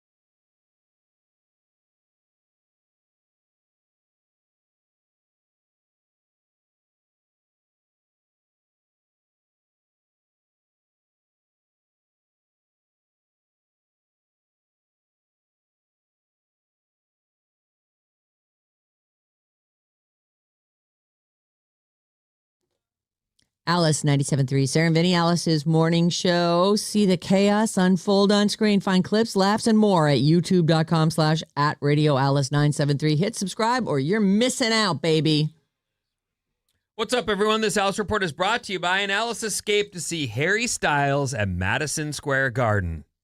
Harry Styles is a big shot these days. This is a great prize. You're going to want this. Yep. Listen at 9:05. That's us. 12:05 and 5:05 for your code word to win a pair of sold-out tickets to Harry Styles on October 3rd at Madison Square Garden. Plus, round-trip airfare and a 2-night hotel stay for you and a guest, courtesy of Columbia Records. Oh, that's a good one. Isn't he doing like a stand? Like he's at Madison Square Garden for a handful of shows. I believe our Bob is going to at least one of those shows. I am. I'm going in September. And he's doing like what, 30 nights, 20 nights? Like I think a month, yeah. That's rad. 30 Incredible. nights, yeah. It is 30 nights. That's what I thought I heard. I, of course, didn't have time to double check that because I don't double check my commercial tags. Yeah. If Taylor gets married at Madison Square Garden, that is going to elevate that place. Just they should give her a deal, because immediately I went, oh my God, if you go there in late September, you'll be where Taylor was, where she tied the knot, where her love was solidified. What is I thought Madison Square Garden was considered like the biggest venue in the history of the world. Oh, Not it's very size-wise, well known. Yeah, it's got cachet as far as arenas go. But now it'll be elevated. Was there. Okay, all right. Who knew? But you know me, there I am going. You don't believe it still? I don't know. I just think it's kind of lame, but that she would marry there? Yeah. I agree 1,000%. Oh. But I also think Chalamet in the locker room's stupid, so what do I know? I'm an old guy. Speaking of, yes, this story's great. Okay. Talk about justice. This reporter is Gen X. Okay, I am. Yeah, That's agreed. Me, right? Me too. Mm-hmm. You've probably heard your parents complain about kids mooching off them well into adulthood. We've heard that about, Gen Z still living at home. Parents going, I'm never going to get to retire because I'm still carrying the family. Even though they're into their 30s now. Listen to this stat, though. Okay. A new survey asked adults of different ages if they were totally self-sufficient or if they were still financially dependent on their parents. Okay. 72% of Gen Zs aged 29 and younger said still dependent. It's almost 3/4 of that generation still getting help from mom and dad. How old are Gen Zers right now? Those are your kids. Mine are Gen Z. They're not millennials. No. So they're 95 to 2010, which actually that means that some of them are only 16, 17 years old. So that does make sense. All right, 72%. 53% of millennials said they were still dependent on their parents, which is surprising. Millennials are... And the youngest they can be is about 30. Yeah. So these are all people over 30, and you're telling me that more than half. Yeah, millennials are in that 30 to 45 range. Yep. And what percent was it? 53% of millennials are still dependent on their parents. So they're if not you weren't saying... dependent on Susan, would you still be dependent on your parents? Tell the truth. No, I would have a different job. I had a normal job before that I got paid for. You could have floated your own rent. Oh yeah, I mean, I used to. Okay. It was always made sense to me to become an independent person. I always did all the things you're supposed to do. But then I saw, I don't have to do that anymore. And here I am. Good morning, Bay You can take Area. a chance on a job like this. Good morning, Bobby. Here's the kicker, everybody. Gen X thinks they're so cool. 33% of Gen Xers ages 45 to 61 admit they are still dependent on their parents. A third. Monetarily dependent. They say, yeah, Yes. Wow. A third of Gen X, age 45 to 61, admit that they're still dependent on their parents to some degree. I am amazed. Their hair is going gray. They've already aged out of the trends going around the world, the things that come up. They're too old for the mustache. What are you kidding? I'm amazed. You can't have a mustache. Those are for the kids. Oh, you could grow a mustache if you wanted, Vin. Doesn't look good. Don't That'd do be it. fun. No, it doesn't work for me. Hair on my face at all doesn't work for me, though. Yeah. Like he can't squeeze one. He could have one by this afternoon, though. I do You it, really and want then I one. look in the mirror and just go, I look like an idiot. What am I doing? And then it starts to itch, and then I start going, oh, God. I saw these 2 6'4" buff, late 20s guys at the airport this weekend, and they looked like twins. They both had the thickest mustaches I've ever seen in my life. Oh, my I'm God. like, okay, I think we've gone a little too far with this. It's The a bit. mustache. They're Well, literally wearing them as a bit. we're meeting Dollarita Steve this week to play Bridge the Gap, and that guy has a total porn star mustache. I want to say it was Beck, and you read the story, but Beck, the performer, said something like, I used to really like a mustache, but now I can't tell between people who are wearing them ironically and people who really have a mustache. And I do think the entire generation of mustache wearers today are wearing them ironically. Just for fun. I'm just going to grow one. Of course it's silly. That's why. You know what I mean? There it is. I buy it. Any way to undermine my credibility. Right. I don't want to have that. Just trying to be a free spirit over here. We don't take life too seriously because otherwise everything sucks. Oh, print that out and frame it and hang it on your wall And with a mustache. underneath.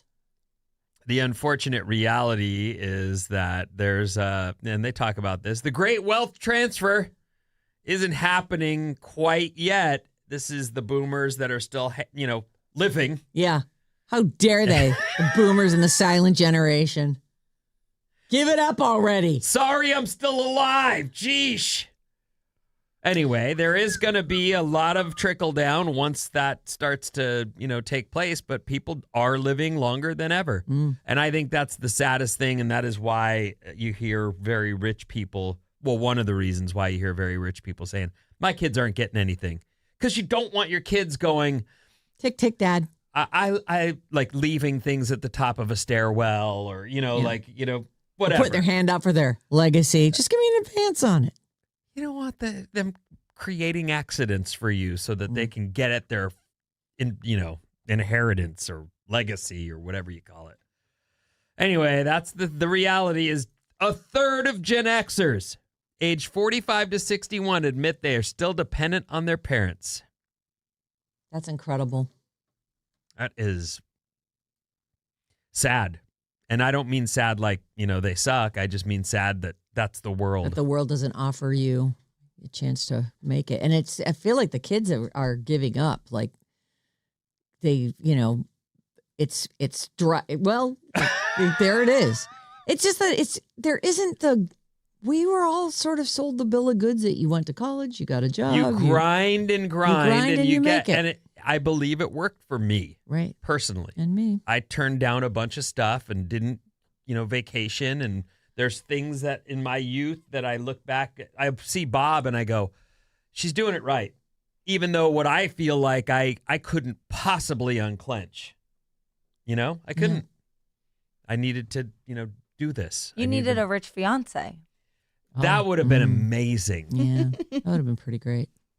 But, most rich fiancés have like needs and stuff that I would have had to meet. And I wasn't really interested in like that. we said, compromises. You know what John was saying? Do you think that most couples combine their finances? And I said, I feel like if you're married, you probably are more likely to, but I don't think that people do that these days. And he goes, ask Bob if she and Susan have one checking account, one savings account. No, we have our own. You have your own. Mm-hmm.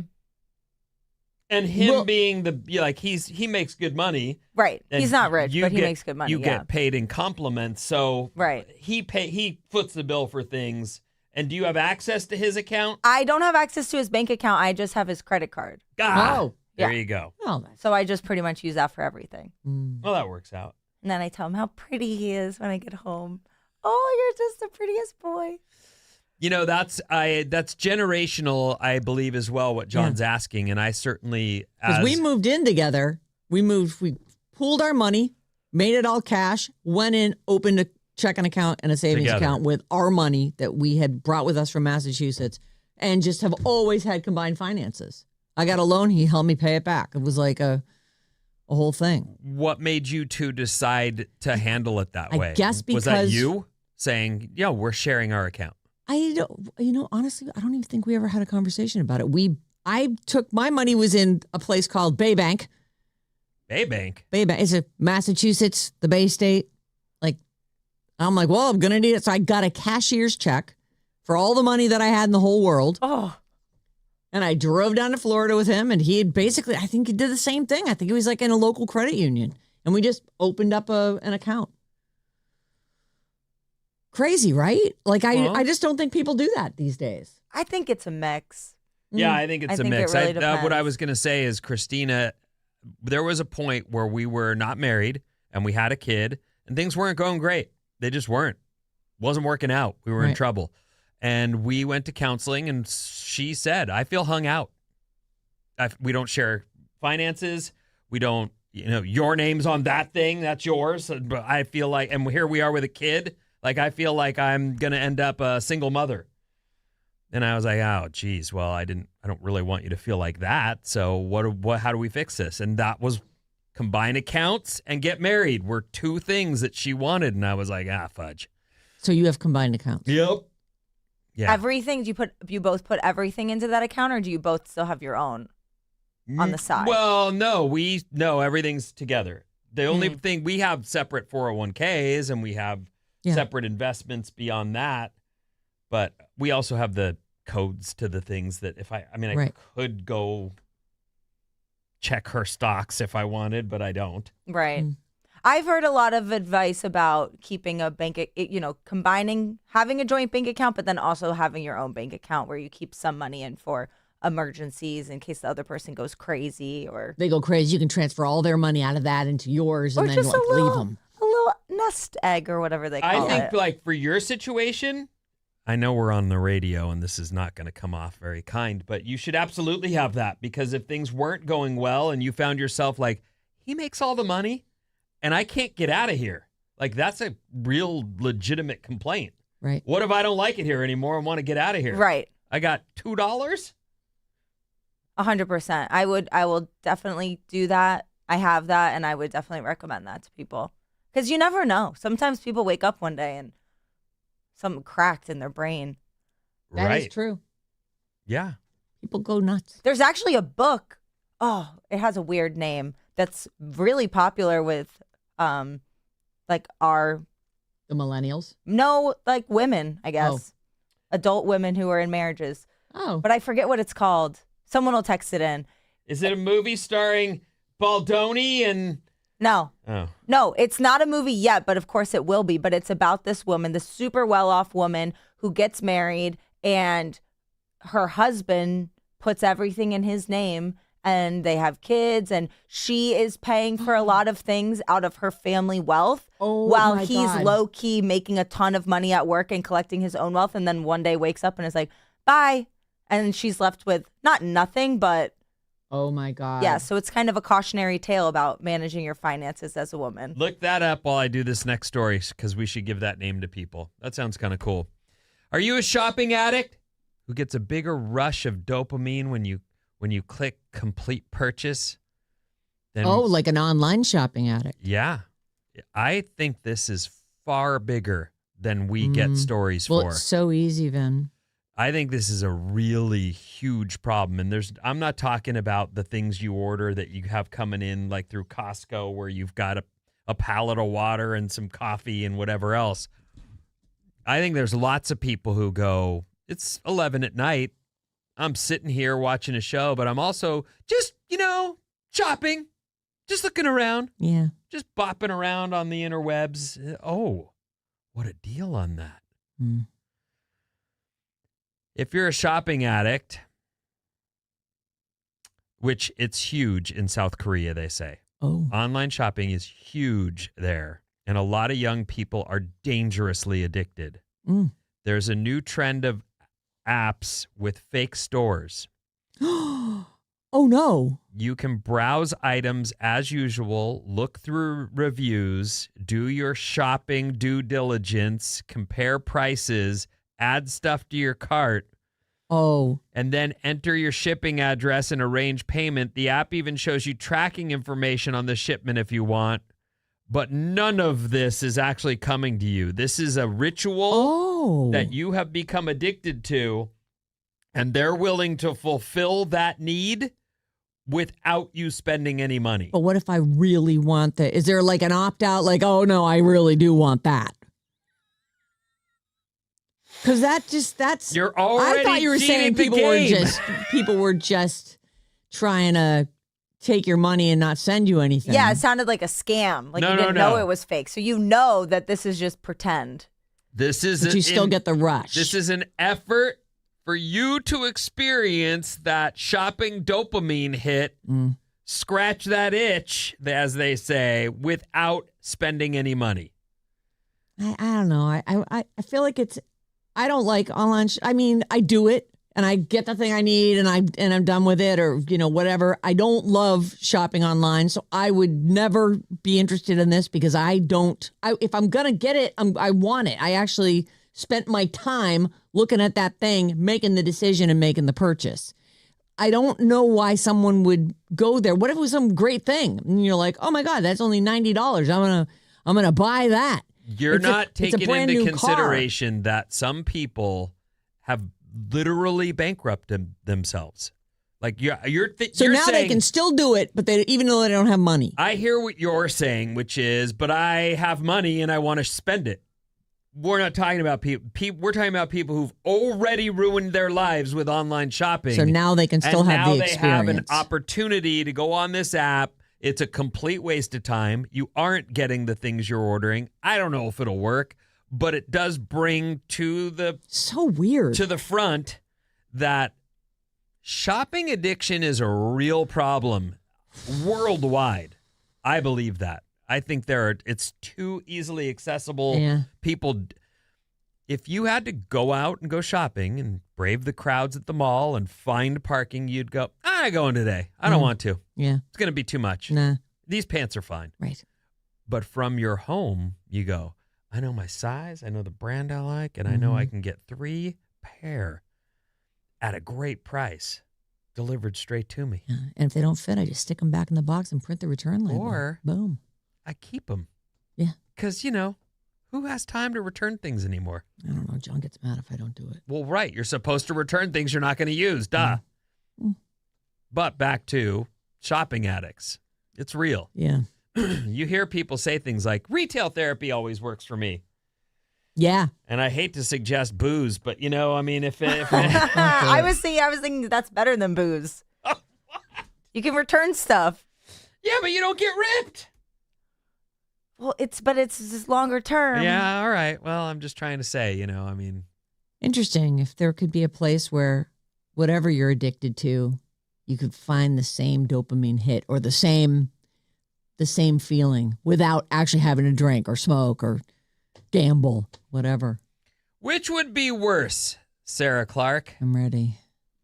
I choose the worst of these.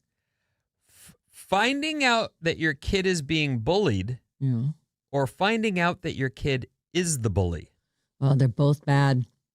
A serious poll asked parents which would be a worse realization, finding out that your kid is violently bullied at school or finding out that your kid is a violent bully at school. There's no easy answer. No, they're both an absolute nightmare on both sides, but... Well, I would have real questions about... I think for me, it might be worse to have the kid being bullied. Because if I found out that my kid was a bully, I would be like, is that a failing in my parenting? Like, why are you a bully? Like, they say bullies get bullied at home, but they don't just... Sometimes, sure. Yeah. But sometimes it's not the parents, it's an older brother. Sure. But that would be my concern. Who's bullying this kid? One Why of the are they stories we bullying? used to hear from a former employee here was that he was bullied severely as a youngster. I don't remember this. Oh, that's right. Didn't Dong bully him badly? Yeah. To the point where the guy really had like problems. Right. Yep. That's gnarly if you've got a brother that's doing that to you. Just torturing him. Mm-hmm. You tortured your brother. Yeah, but not like that. Still, as soon as he could fight back, you went, I quit. Yeah. He got the best of me, and I was like, I was just kidding. Oof, I better watch my stuff. For everything I've done to that kid.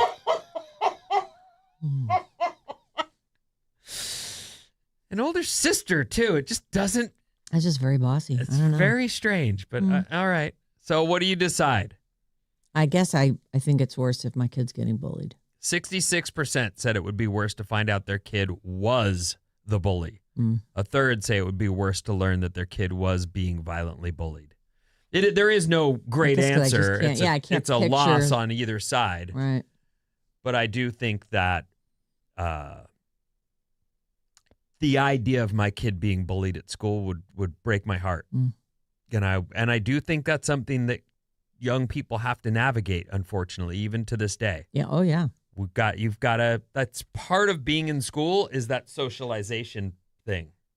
It's part of it. Yep. It's a big part of it. And I've definitely talked to both my kids about we don't accept treatment like that from anyone ever. So whether that's you put a stop to it or you come and get me, we're not going to be taken advantage of. You stop and you walk away. Whatever it is.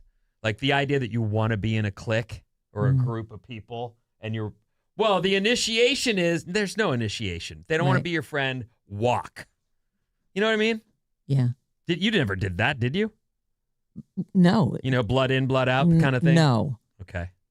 What was the thing you told her? Who asked you punk or something? Yeah, I unfortunately I offered up a snappy response to some kid taking advantage of you, and my kid used it. And at the you daycare, got in trouble. I got in trouble. Yeah. Sue, the lady who took care of our kids, was like, yeah, you can't have her calling the other children here punks. And it was far too much over the game they were playing for her to say that. And of course they told Christina, and Christina knew that was me. And so Christina came home and said, you can't direct a kid. Yeah. Give her kid language. It reminds for me her of to stand up for herself. It reminds me of that scene in Stepmom where Julia Roberts gives the girl something to recite to the boy who wrongs her. Oh, such a good movie. Oh, I don't know that. Stepmom? Yeah. And I forget. what did she tell her to say? Does it have swears in it? It's dicey. It's a whole thing. It's so good. And who's the person? And Susan Sarandon. Oh, Julia Roberts I don't know this. is marrying this guy who got divorced, and then she ends up having to spend a lot of time with the mom of the two kids. and that's Susan Sarandon. Oh, it's an amazing movie. Yeah, I mean, you want your kid to defend themselves. Yes. You don't want them taken advantage of. But Also, there's a line. they can't say bleep you punk at a daycare. Right. That's not acceptable. Oh, but they said a curse word too, or just punk? Because punk seems pretty mild. Punk is mild in But my not for opinion, kids, but I guess. Maybe Maybe it was the I wouldn't know. delivery. I She don't did know it in your anything. voice. Sue goes, the lady who was watching them, she goes, your daughter recited this clearly from a grown-up's mouth thing, and the little girl she said it to, her eyes bugged out. Like, what just happened? Well, F around and find out. That's what you get. Thank you. Bob's on my side for once. What's coming up in the trash, Sarah? Steven Spielberg has made a lot of movies, and we're going to go best and worst.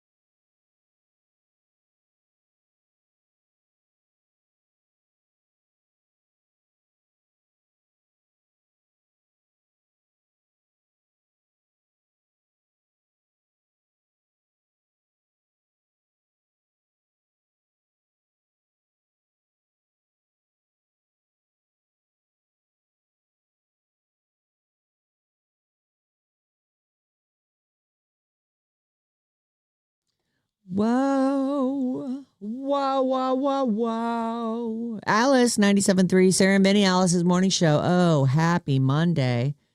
This part of the show is brought to you by Uncle Credit Union. Summer plans adding up, and Uncle Credit Union personal loan can help with rates as low as 9.99% APR. Learn more at unclecu.org. We actually did a little exploration on this. It's like the University of California Credit Union. Livermore Laboratory, Something like that, yeah. It's super neat. Yeah, it was cool. And then we're like, is it Uncle or is it UNCLE? And then Vinny said, I'm just going to call them. Hi, Uncle Credit Union. We're like, okay, Uncle, it is. UncleCU.org. What a crazy thing. Use the phone. Just call them. Call or text us. You could use a phone too for what it's made for. 800-400-3697. And if you want to go long form or you want to send a pic or a video, use Sarah and Vinnie at Odyssey.com. Looking ahead to Wednesday, it's a very exciting round of Bridge the Gap. Dollarita Steve, who is just a rando who went viral here in the city that happens to be friends with Bob. Right. I guess, is it Applebee's does the Dollarita? Yeah. I don't know if they still do it, but.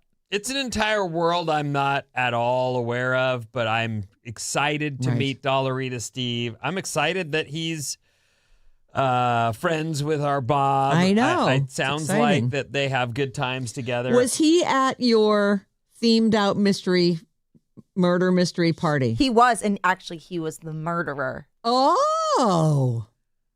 Of course. Of course. Literally, of course. Twisting his mustache. Right. Of course right. It was Dollarita. So anyway, Dollarita Steve is, he's his own thing. And then Jason from Burlingame, who has been in twice now and won convincingly. He is going for 3 for Gen X. So right around this time, day after tomorrow, every Wednesday we play Bridge the Gap. And we'd love to have you join us for that. It's a fun segment. It is. So the Knicks won. Yeah. Mm-hmm. I have my son, Riley, lives in New York City. And his best friend, Jesse H., also lives in New York City. They live a couple blocks from each other, and they hang out all the time. They're just, really good friends. Is he back from China? Not yet. Okay. So he, and we love his friend, Jesse. Like we went to Harry Potter trivia with her, and, we've just we've hung out with them a million times. They've lived together too, right? They have lived together, yeah. Right. They were roommates for a long time. So we're on a thread called the Harry Potter Kids with me, John, Riley, and this chick, Jessie. And Riley's been just sending all these videos from China and eating all the gross stuff that he's eating. To the Harry Potter thread. The Harry Potter thread. Okay. And every morning I wake up to, because of the time difference, I wake up to whatever they were doing before they wound up going to bed or whatever, because they're always drunk in these videos and just like eating gross stuff and like, and it came with a bottle of whatever this rice wine is. And it was $12. I'm glad he's having good times. He's having fun. So he's sending us all these pictures. This is yesterday. And he says, so then Jesse, the friend, says, I'm sure China's fantastic and all, but I feel bad for everyone who isn't in NYC right now. Last night, the city was electric. I'm like, oh my God, did you party in the streets? She says, oh yeah. I said, so awesome. Was everyone going crazy? She says, bartender poured vodka all over my face and shirt. It was insanity. I'm like, wait, what? Were they just twirling with the bottle? She goes, but then it got crazy. I walked to Midtown and saw people destroying school buses, and a cop with a massive rifle screamed in my face to move, and then there were gunshots, so I had to run away. But before that, it rocked, of course. I wanted him to pour vodka on me. It was supposed to go in my mouth, though. The usual climbing stoplights and more was all happening. I was sad to hear they were lighting stuff on fire. I know you don't want to hear that. Just why are you destroying your city? But I get it. You're having fun. Just yelling, yay. There's some really great comparisons to the Knicks reaction compared to, girlies at the Eras tour and how peaceful they are and loving. Oh, let and me then make you a friendship Girlies at there. bracelet. How those two things are not comparable. how are they not comparable? Winning the winning the title in the NBA and going to a Taylor Swift concert? Okay. Wait, I see the comparison. I think you do not, I you do. liar. I definitely You're do. just taking her side because she tells you your outfits look good.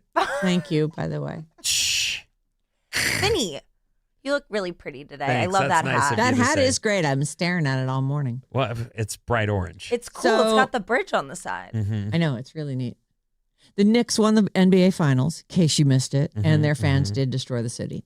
They beat the That's a Spurs and funny enough, they actually beat them in San Antonio. So everybody just poured out into the streets, out of the bar they were in, out of the watch parties they were in, out of the homes that they live in, and they went freaking crazy. It did not, just because they weren't in New York City, did not dampen the mood. Fans flooded the streets and started wrecking everything. During the actual game, they were showing this like alley or something where everyone was gathered, like a bunch of people were gathered watching. And I don't know why there of all the places. I imagine people were watch partying everywhere, but they kept showing that one spot. Is it the one right by the stadium? It must be but it would look like an alley. Yeah. It doesn't look like anything in particular except a bunch of people crammed into a small, enclosure. Right.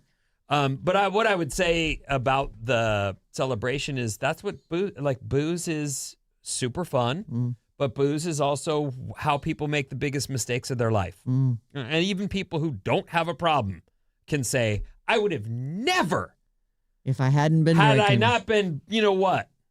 leap And that could be, right.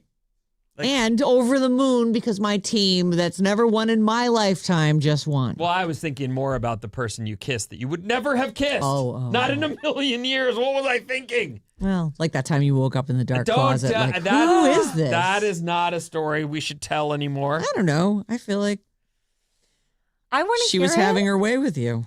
Oh, She was never so mind. happy. She thought she was your girlfriend after that.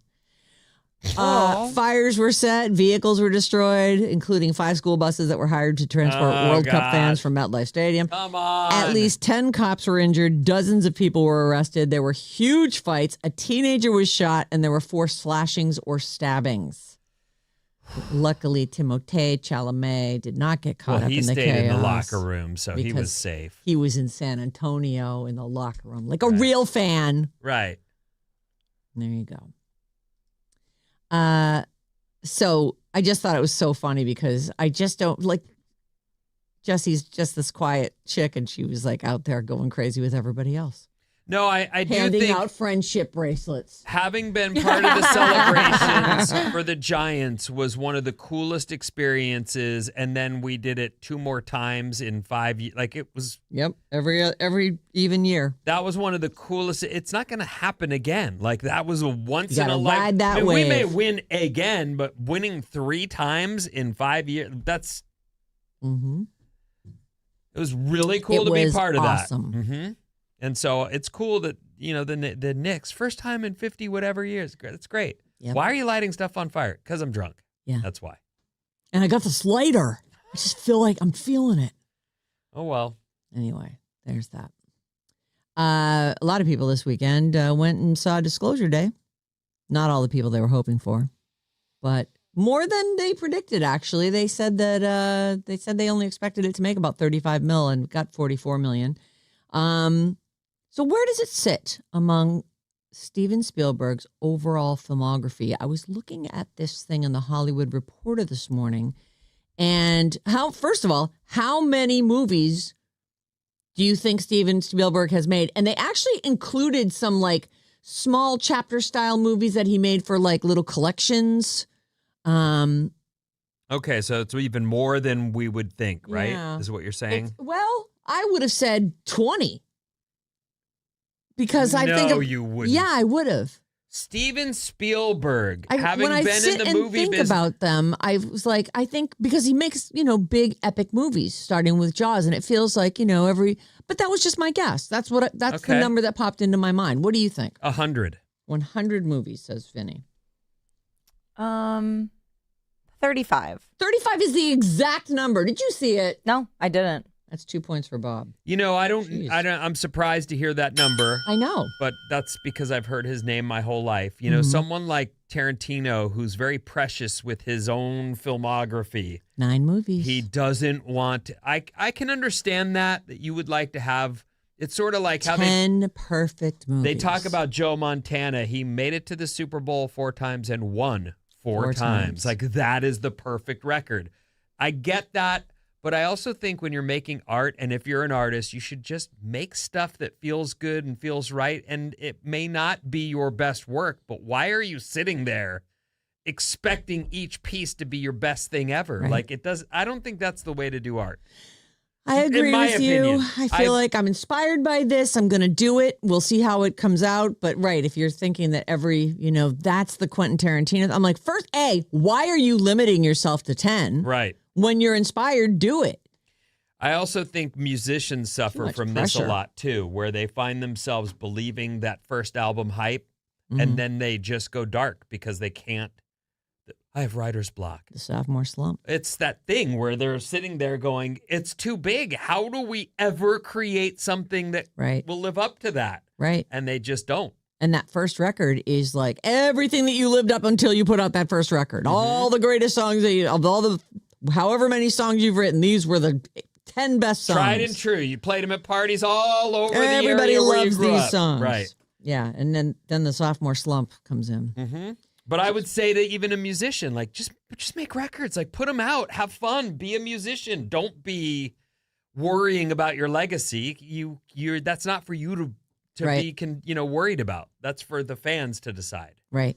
Just be, well, it's hard. I'm sure you got a record company breathing down your neck or whatever else, or the studio. I just don't understand limiting yourself. But and being in the pursuit of actual perfect movies seems silly. Anyway, he's done 35 movies, Steven Spielberg. 35. So Hollywood Reporter ranked him. Right off the bat, I feel like, okay, maybe, but some of these, here's what they've got for his top 10. Do you want to take a guess? What do you think they said is his best movie? Jaws. That's number 2. It's Indiana Jones. Nope. In fact, the first Indiana Jones that makes it on here is the second Indiana Jones at number 9. Okay, it's in the top 10. Yeah. Okay, let's see. And Jaws is 2. And Jaws, by today's standard, when you see this... I watched it last summer. And you just kind of go like, oh my gosh, it's not scary. Right. No, it's not. You can tell that's a robot. Yeah. Well, and it's just kind of goofy. Like, we were in Martha's Vineyard for the 50th anniversary of them filming Jaws there. Uh-huh. So everything everywhere you looked was Jaws. And we're like, we got to watch Jaws, you guys. And we were all just like, ooh.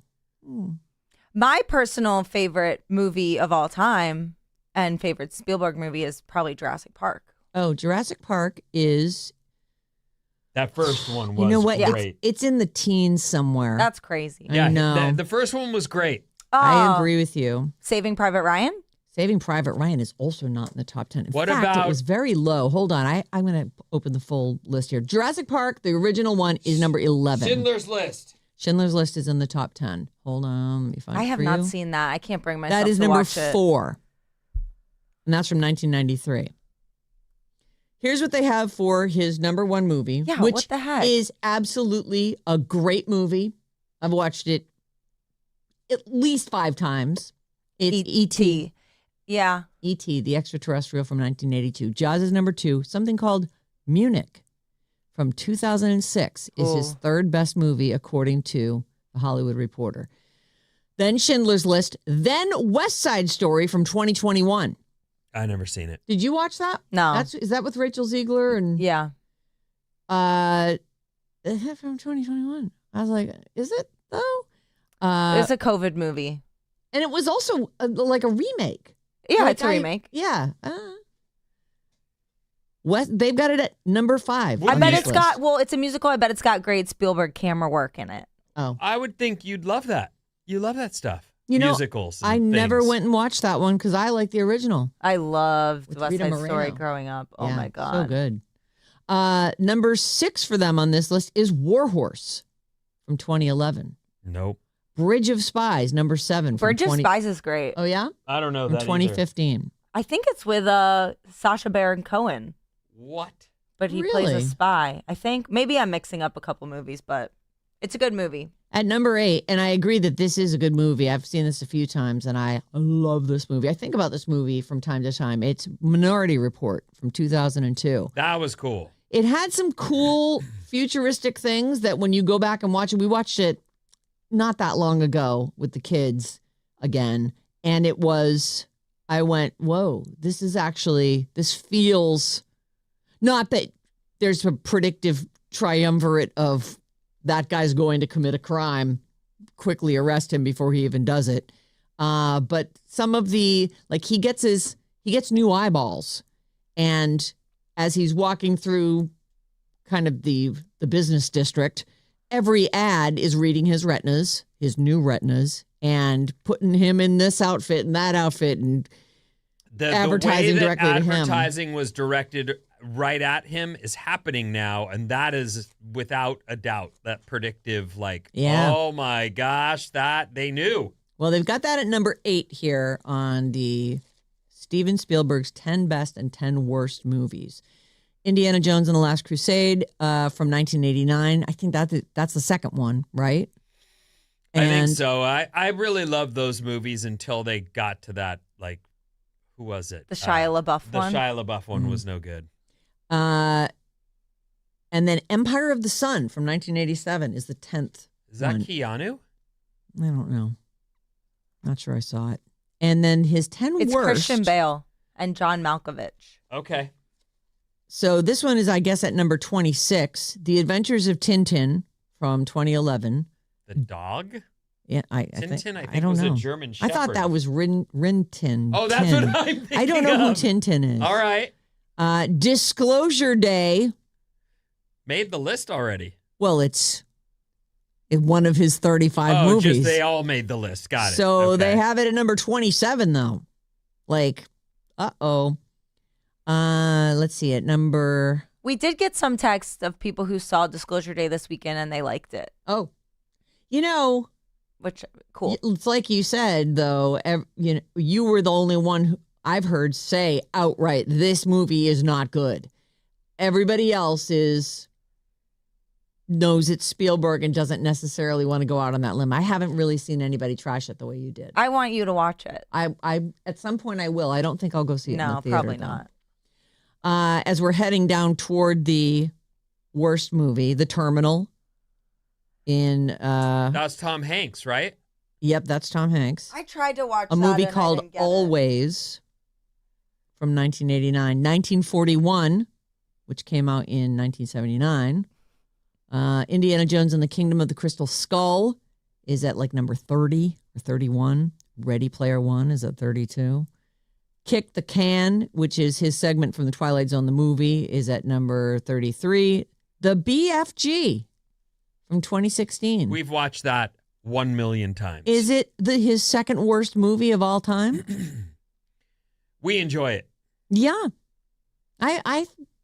But, you can enjoy a guy's worst movie, and if he's Spielberg, his worst movie is better than most people's best. And then they say that his absolute worst movie is The Lost World Jurassic Park from 1997. Which is the second one. Is it the second one? I believe so. In the rest of the list, though, and fairly low, I've thought, was Saving Private Ryan. There's Minority Report, or just five. Hold on. How is this happening? Oh, it's counting upward. I see. I'm going the wrong direction. Wait a minute.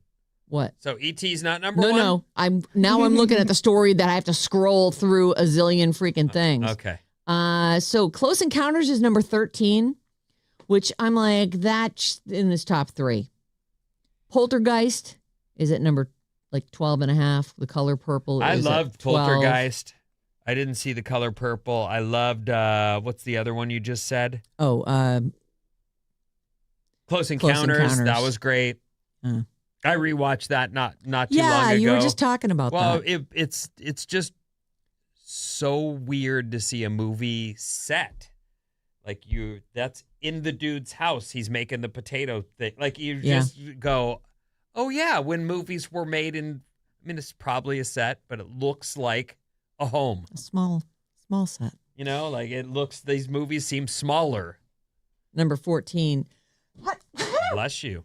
I don't remember that one. That was a good one, though. Achoo, achoo. At number 14 is the original Raiders of the Lost Ark, which I would also put up way higher. Remember him switching out the thing and putting the thing I with love the equal weight? I love the Indiana Jones movies. I grew up with them, and I'm what's his name? Harrison Ford. Guy. Mm. Love him. Then Me there's too. The Fablemans, which is like his life story, sort of. Yeah, Oh, from the 2022. movie-making child, yes. Lincoln is number 16. Catch Me If You Can is number 17. I Did like he that. do It's with Leo Super DiCaprio. No, I he think he's didn't. just an executive producer on Yeah. Super 8. AI, Artificial Intelligence from 2001. That's the one with the Haley Joel Osment and Yes, Jude Law. Jude. That movie exactly. is so underrated. Such a good movie. Amistad is number 19. The Sugarland Express from 1974, number 20. Saving Private Ryan, they have all the way down at number 21. I always hear people raving about Saving Private Ryan. The Post from 2017 at 22. Where the heck is War of the Worlds? It's lower and lower That's and crazy. lower. Temple of Doom is 24. There it is right there. War of the Worlds is number 25. Wow. on the So list. these I are like all that movies movie. that Loved it. he directed. Yes. Hook, which is Robin Williams. That movie is fantastic. It's number 26. I was just convincing people to watch that this weekend. Oh, really? He was just a producer on Super 8. J.J. Abrams is the director, so that's why it's not on the list. Did you like that movie? I haven't seen it. Super 8, I did. It's been on my list for a long time. It's one of those, like, Christina's stepdad, rest in peace, Richard. He, like, when this was coming out, he was going, this is going to be the best movie of all time. I remember the hype for it. Like, there was so much hype, and I was going, okay, that's one of the things we did together when he was alive was we'd go to movies. I'm sorry. Are you talking about Super 8? Yes.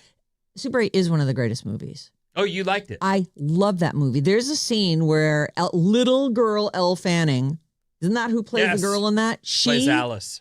is acting in this movie that they're making on Super 8. Mm-hmm. And I was like, oh my God, she's amazing. But it's not that's why I looked it up. J.J. Abrams is the I director, see. so it doesn't make it onto. But and Spielberg is a the- producer. Right. All right, Vinny, what do you got coming up? We'll do some good news and some fast facts after these.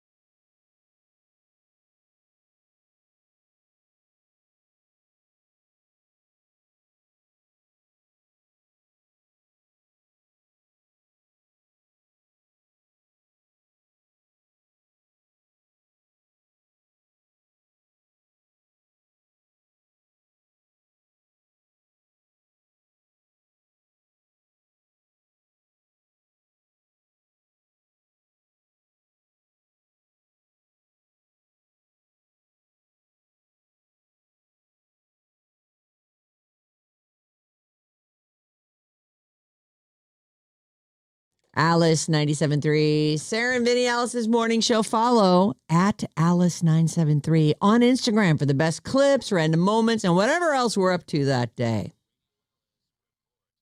What's up, everyone? This Alice Report is brought to you by Jumpstart MD. Want to get in shape this summer? Yeah. Start your weight loss journey with Jumpstart MD. Mention Alice and save up to 70% in June. Whoa. Call 855-JUMPSTART or visit jumpstartmd.com. Here's what's happening, and thank you for being here. We appreciate you. Mm-hmm. Morning clouds. Some places are going to be fully clear and sunny and hot. Mm-hmm. Others still overcast into the day later in the day. So, that's the coastline. We're getting into that summer pattern. June gloom, we call it. U.S. soccer won their first match on Friday versus Paraguay, 4-1. We look great. Congratulations. I've heard all this hand wringing and all this oh no, we're not going to get out of the first. We look great. Really, really good.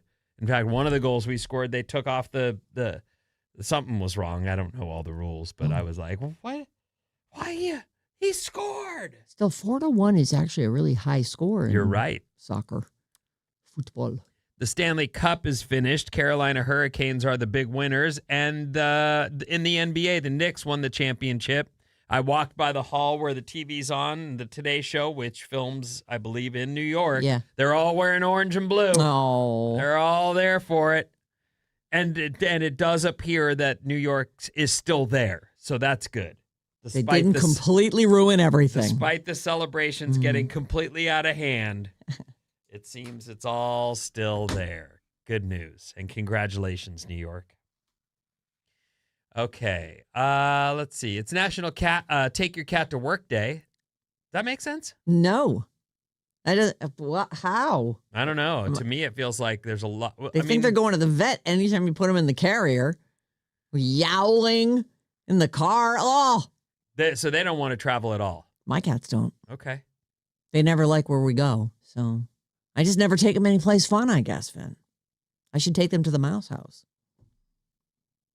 Is there one of those around that I could bring them to? I'm sure they'd love that. I thought you were referring to Disneyland. I'm like, what is that? Okay. No. All right. I was just thinking, what would be fun for them? Let me give you this story real quick. Help me here. Okay. People in Switzerland just voted on whether or not they would cap their population at 10 million. Have you ever heard of a place deciding that we are overpopulated? Do we want to not exceed a certain number?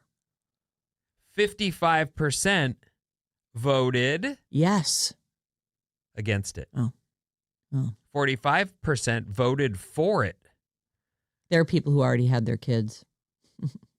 The population in Switzerland is currently at 9.1 million, and 27% aren't Swiss citizens. Oh, as in not necessarily that you would limit how many kids you would have, but we would let fewer people in?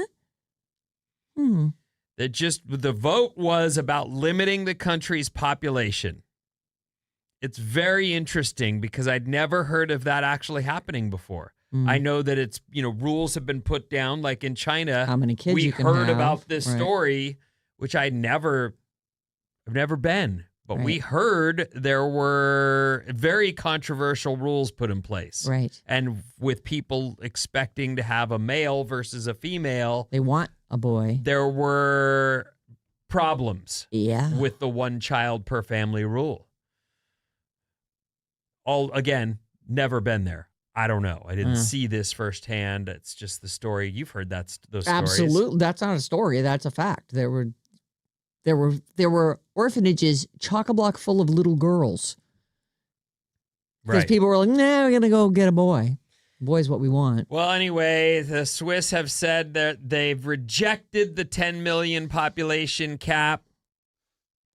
As they stand at 9.1 million, they're out in front of it, but the people said no. Yeah. Yikes. Well, it's being talked about. Yeah. Interesting topic. A zoo in Spain has welcomed 3 newborn warthog piglets. The piglets initially stayed indoors with their mother for extra care, but have started spending more time outdoors. I share this with you now because it's cute. The end. That's all. Here's video of baby warthogs. Sarah, feel free to share with the party people as the warthogs are... They're just jabbing at each other. Someone's going to put out an eye. Banging heads with each other like they're deer. What's the name of the Rams? Warthog in the Jungle Book? Pumbaa. Not the Jungle Book. It's the Lion King. Pumbaa King. And oh, look at them running around like little kids.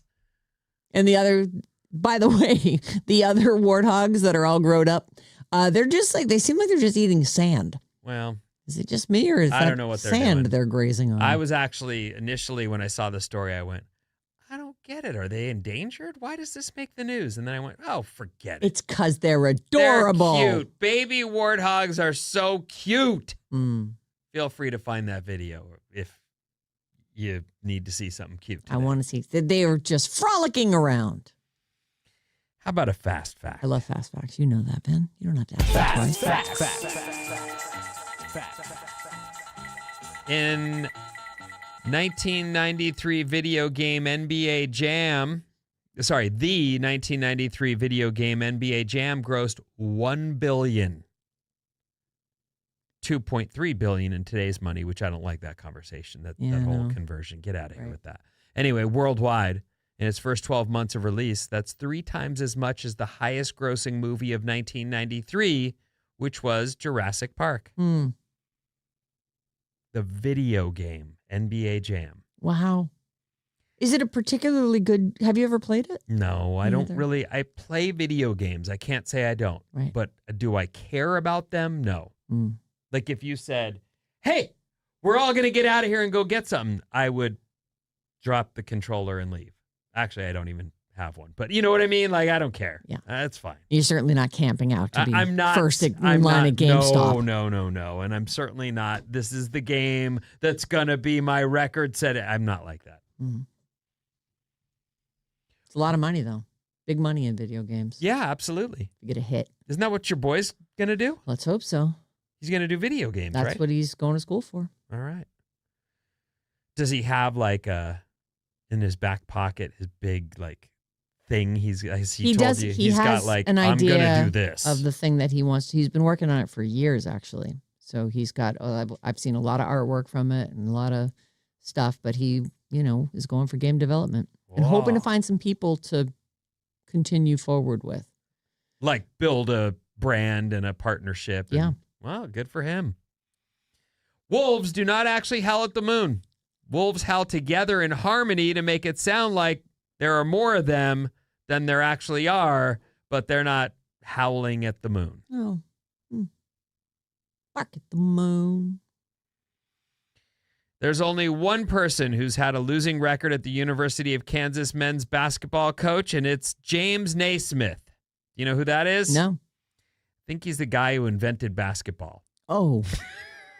He invents basketball, coaches it up at Kansas State University. Kansas men's basketball team, the University of Kansas. That's the only time they lost. Yeah, his record. You'd think the guy who invented it would have the best guys. You would think that, right. Right. James Naismith, the inventor of basketball, is the only guy who's had a losing record at the University of Kansas. When did he invent it?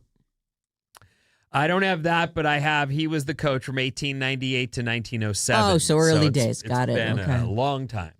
It's when they still used like a peach basket, and then someone had to climb up there and get the ball out. We should cut the bottom off of that. I'm sure someone came up with that fairly quickly. I would hope. Seems like a pain in the Although, basket. you know what? Watching that Wembanyama play basketball, that's a dude. Like, there was a point where his hand, he barely jumped, and it was called goaltending. He didn't get to do it, but he came up through the bottom of the hoop. Oh, we went up through the bottom. Through the bottom of the hoop and, pushed that ball out of there. You're not allowed to do that, but he's that tall. Enough to do it, yeah. He's that tall that he was just like, boink. What is he, 7'6"? What is he? 7'4", I believe. 7'4"? So you reach your arm up. I mean, you've got to be just about 10 feet. It's ridiculous. as great as that might be, it certainly would go into basketball if I were 7'4". If you were coordinated, that's the thing. Tall people aren't always that coordinated. Yeah, but I mean, you could show up at the court and there's somebody's going to go, kid, I can make you a star. His wingspan is over 8 feet. Oh, my God. So he reaches up. I mean, however broad his chest is, but he's got to have 3 feet arms. Yeah. Oh, my God. Yeah, that's insane. It's neat and also, trying to find a bed. Right, or sit on a plane. Or walk through a door. Or shoes. Well, at least he doesn't have to worry about any of that stuff anymore. No, financially, he'll have everything made. All the other tall people who aren't coordinated are like, geez, man, that guy, he gets the tall guy bed.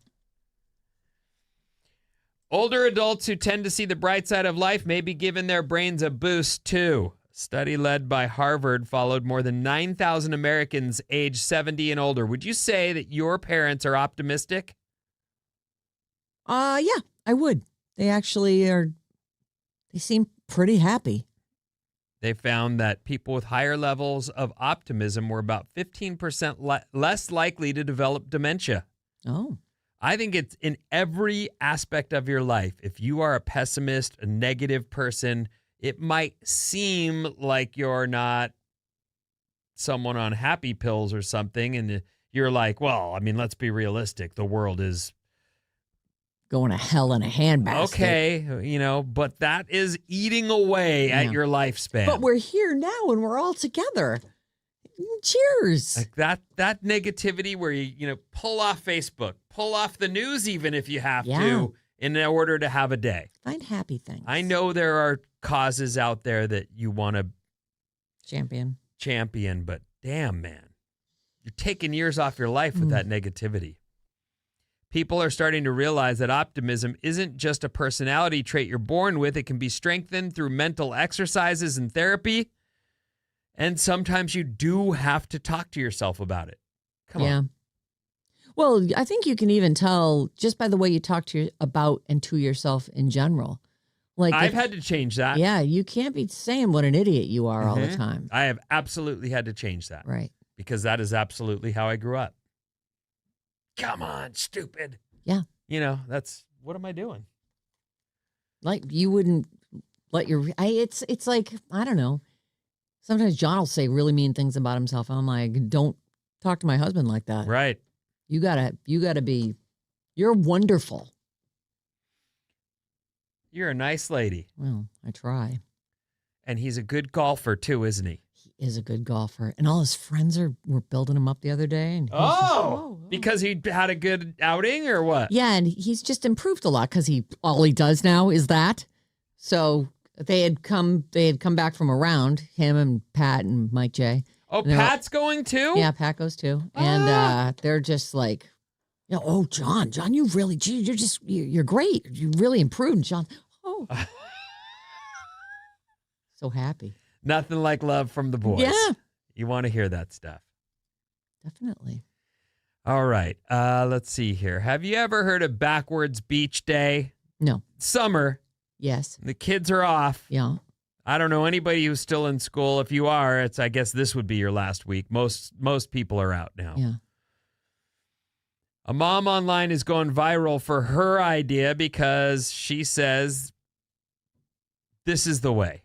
It's called Backwards Beach Day. It means instead of waking up early and fighting the crowds and staying at the beach for the hottest part of the day, you just go late in the afternoon, closer to sunset. She was mainly concerned with her young kids and how they would always be cranky and have to deal with lunch and naps out there, and said, most of the time beach days are a disaster. They're a lot of work for mom. They are. Instead, you have a relaxing morning, feed your kids, let them take a nap, and after everyone has had their nap and then you go to the beach. Most of the time you find out people are already leaving and there's parking spaces open, and you get more of the beach to yourself. I have to say that when I go to the beach, I go in the late afternoon, and for all those reasons, it's less crowded and you get to watch the sunset. When I was a kid, I would just go all day. Yeah. But I don't have time for that now. I go to the beach and leave. Mm-hmm. And Go to so- the beach, go surfing. I go surfing. Or and let then your I kids swim. split, or we go with the kids. And whenever my wife is like, let's pack up and get an umbrella, and I'm like, please no. It's just not as fun. Right. Like, it's too much. It's all that You gotta stuff. carry it We're all. making and you're- lunches. right. How about we eat, go down for 2 hours? Now I realize the luxury is that I live there. So we can go down for a couple hours and split. Right. I get it. If you're coming from the East Bay, you're leaving at 6 a.m, you're bringing logs, and you're going to go all the way into the nighttime, Bring light in a your- fire, right. and do We're the whole thing. here. This is what's happening today. Mm-hmm. And we're going to get home really late at night. 800-400-3697. That's our number. Backwards Beach Day. Use it or don't. I like it. First up, someone had a fast fact they wanted to throw in. Oh. Fast fact for Vinny. More than half of the team on the field that played in the first winning U.S. World Cup game are foreign-born players that now play for the U.S. Immigrants make America great. Oh. Agreed. Love that. Oh, I found the book that I was talking about earlier when we were talking about joint bank accounts and sharing finances with your spouse. It's called Strangers by Belle Burden. And that's the movie where that's the It's a book. where the lady is wealthy but hasn't protected herself from her scuzzy husband. Exactly. And apparently the movie is going to be with Gwyneth Paltrow. Oh. So that'll be Oh, fun. Gwyneth's making a comeback. Oh. Someone accused me of getting married for money, not for love. Don't be silly. It's for both.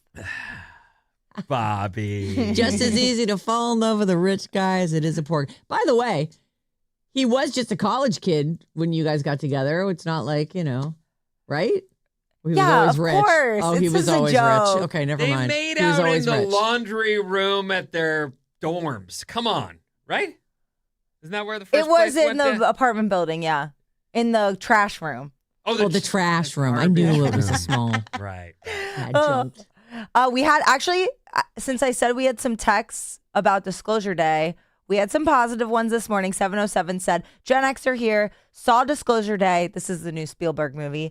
In theaters on Friday and really liked it. Spielberg did fantastic. And then we had some people say, no, it wasn't very good. I'll go ahead and pile on for Disclosure Day. It was a decent movie overall, but it doesn't quite stick the landing. 415 says, oh no, Bob is not the only one who didn't like it. I have several friends and family that said Disclosure Day was sucky. Terrible script. Sucky. And someone else said it's for empaths. Definitely the whole point of the movie is empathy and human connection, but it's just not good. It's not well done. Not even cheesy. It's worse than cheesy. Oh, goodness. Yeah. All right, we're going to take a quick break. When we come back, not only do we have Harry Styles at Madison Square Garden, want to go? We have a special guest who will Wait. be joining us. Wait. That's right. After the We have a guest? Yes. Who?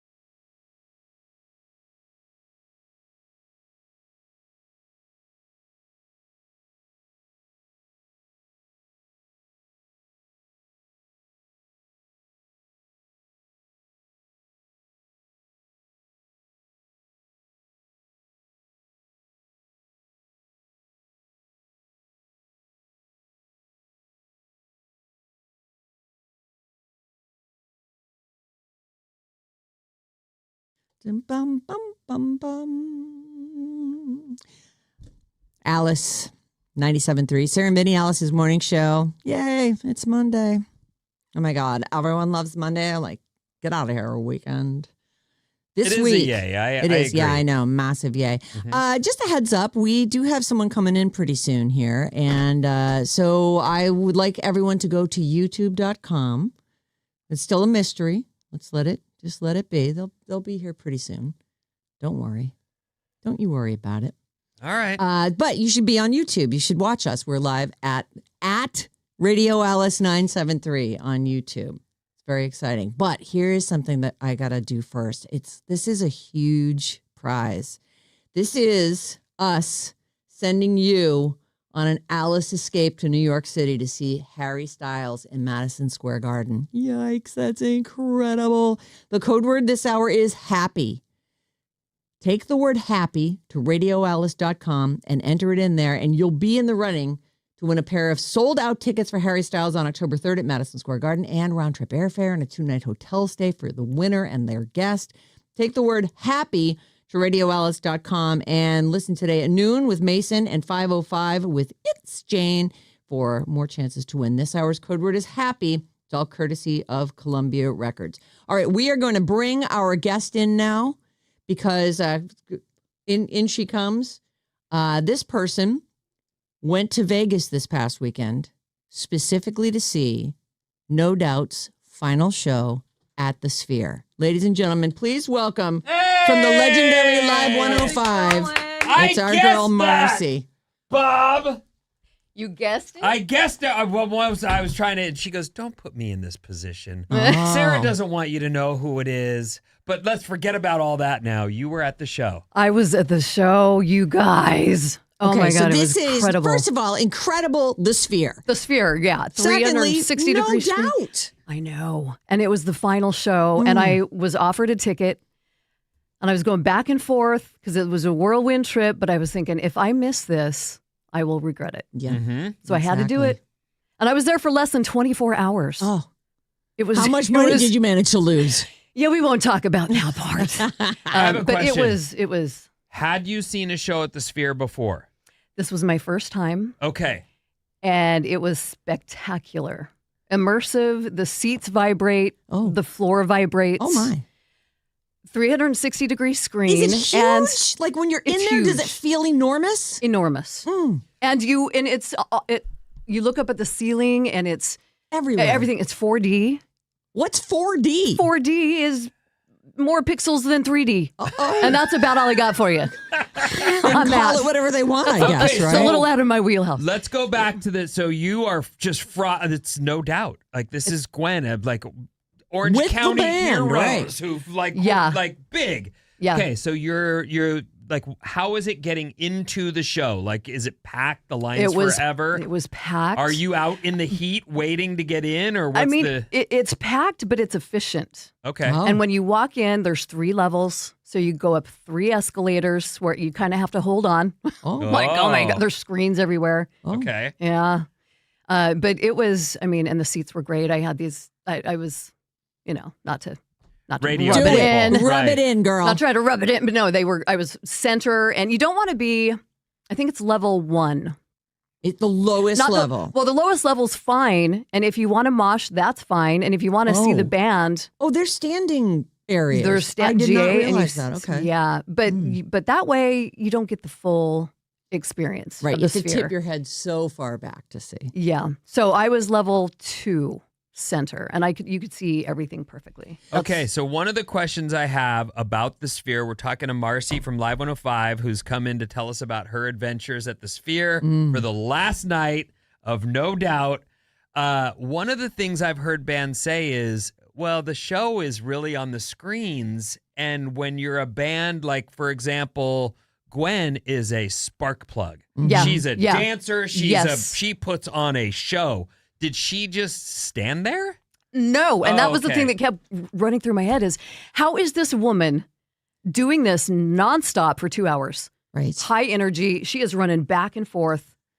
It's hard to pinpoint one favorite moment because it was incredible. It was a storyline. It was a journey. Is from there the a beginning visual to that coordinates with yes, this? Okay. videos and pictures and almost documentary style videos where they are telling stories. She's very transparent about the breakup with Tony.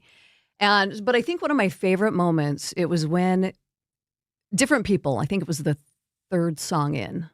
Hold on a minute.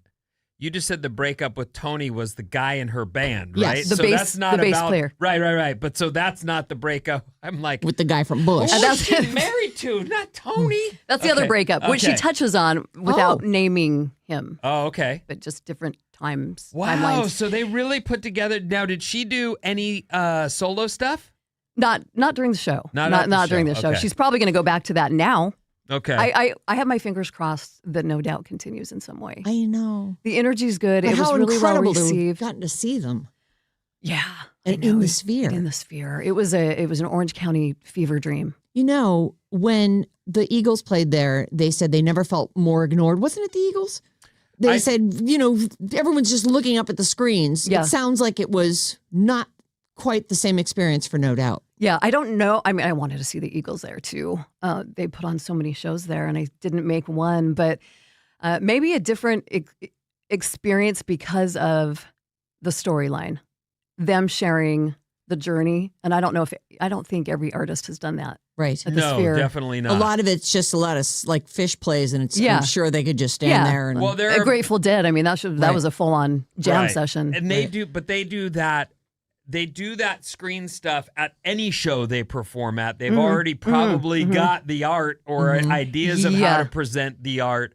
Tool is another band that would do You. great with That this. would be so good. Yeah, it would do great. But that is one of the things bands say. What we do is like, you know, jump up and down and play our guitars and run around. It may not be the same. That's why I asked about Gwen, because I know she is all about the high stage energy. show, right? Yeah. High energy the entire time. Great. It was so good. Oh, There I would was- say I would highly recommend it, but it's over. Yeah. Wah, wah. I know. So one of the things that the people who weren't at that final show missed out on is there was a special guest Olivia Rodrigo. popped her head out onto the stage. No way. Yes, it was really cool because she was reading signs that were out there, you know, people holding signs, and she was pulling people up on stage. Little girls. Gwen was. Gwen was. Okay. Throughout the whole show. And then towards the end, there's Olivia holding a sign, I want a hug. The last hug at the last show. Oh. And so she pulled her up on stage. Oh, so she didn't perform. She just got up got there up and and talked about how much she loves No Doubt. It was She's cool. she's just like in a bright yellow t-shirt with a ball cap on. Yeah. So cute. Yeah, it was great. It was great. Well, what an experience that must have been. A whirlwind trip and worth it. And now it's time to play a game. Oh, what's happening? Oh, yeah, we're going to play a little game. Oh, We're going to okay. play a game. Here we go. Bob and I put this together this morning because why the hell not? I'm like, oh man, Marcy's coming in. Let's play a game with her. Not to stall the game, but I just think that's one of the cool things about Rodrigo is she seems to Be a appreciate fan. the older artists, like with the Yeah, The Cure. and with She's a the big- No Doubt. Yeah. It's only helping her. And it will only deepen her Yes. music library as she writes songs. Oh, yeah. 20 years from now, she'll have that. It's really cool. She's got to be. smart marketing. Yeah. Too. She's got to be careful though. She's already been sued for, like, is it interpolation? Is that the There were term they were using? two or three songs Yeah. that got writer credits on her album because Mhm. she'd. Because they went, that's our song. Nuh-uh. Had you heard that? Nope. You hadn't heard Yeah, that? I want to No, I say have it's not like a heard that. Paramore song and A Taylor Swift song. a Taylor song. Well, Yeah, and of course now every time she puts out new music, you'll see videos of people being like, you know, this reminds me of. Does anyone else hear the melody of this? High profile artists. I can't imagine Yeah. wanting to take a risk like that. right. Well, There are only so many notes. yeah. That is true. I I say think that all only the like time. 8. Well, there's 8 plus for the half tones, and then there's also chords that work together and chords that don't work together. Right. There really are only so many, Yeah. and yet you have to be original. Okay, so this morning, as I'm looking through my prep, I see the best drum intros in rock history. Oh no. Yeah. Okay. So these are, I would say, mostly classic rock, but I was like, oh, Okay. Before you do Yes. the quiz, so this is Marcy from Live 105. She's the queen of alternative Yep. here in the Bay Area, and yet you have You have a rock history, right? Yeah, I'm So- going to be terrible at this. No, one. No, you're not. I think you're going to be great at it. That's what I'm saying. Well, that's why I was like, we got to do the game because we're just going to quiz you with it, Vinny. But instead, we're gonna now. Here's how it's going to work. It's going to be rapid fire. She's going to play the song. The first person who yells out the I don't Wait, so we're playing against each You're other. playing against each Okay. other. Yeah, that's right. It's Vinny v. Marcy Woo! Okay. in the best rock and roll drum intros in rock history. Here Oh, we go. boy. Here's number one. We got the beat. We got that the was beat. fast. It's I was going to correct. say, Which is so Class. fun. yes, I almost did. All right, so there we go. Vinny's got the first point. This is the Go-Go's. We got the beat. Love that song. That was really well done, by the way. Very quick. Very Out of a good. holster. Nice. Yep. All right, here we go. Next one.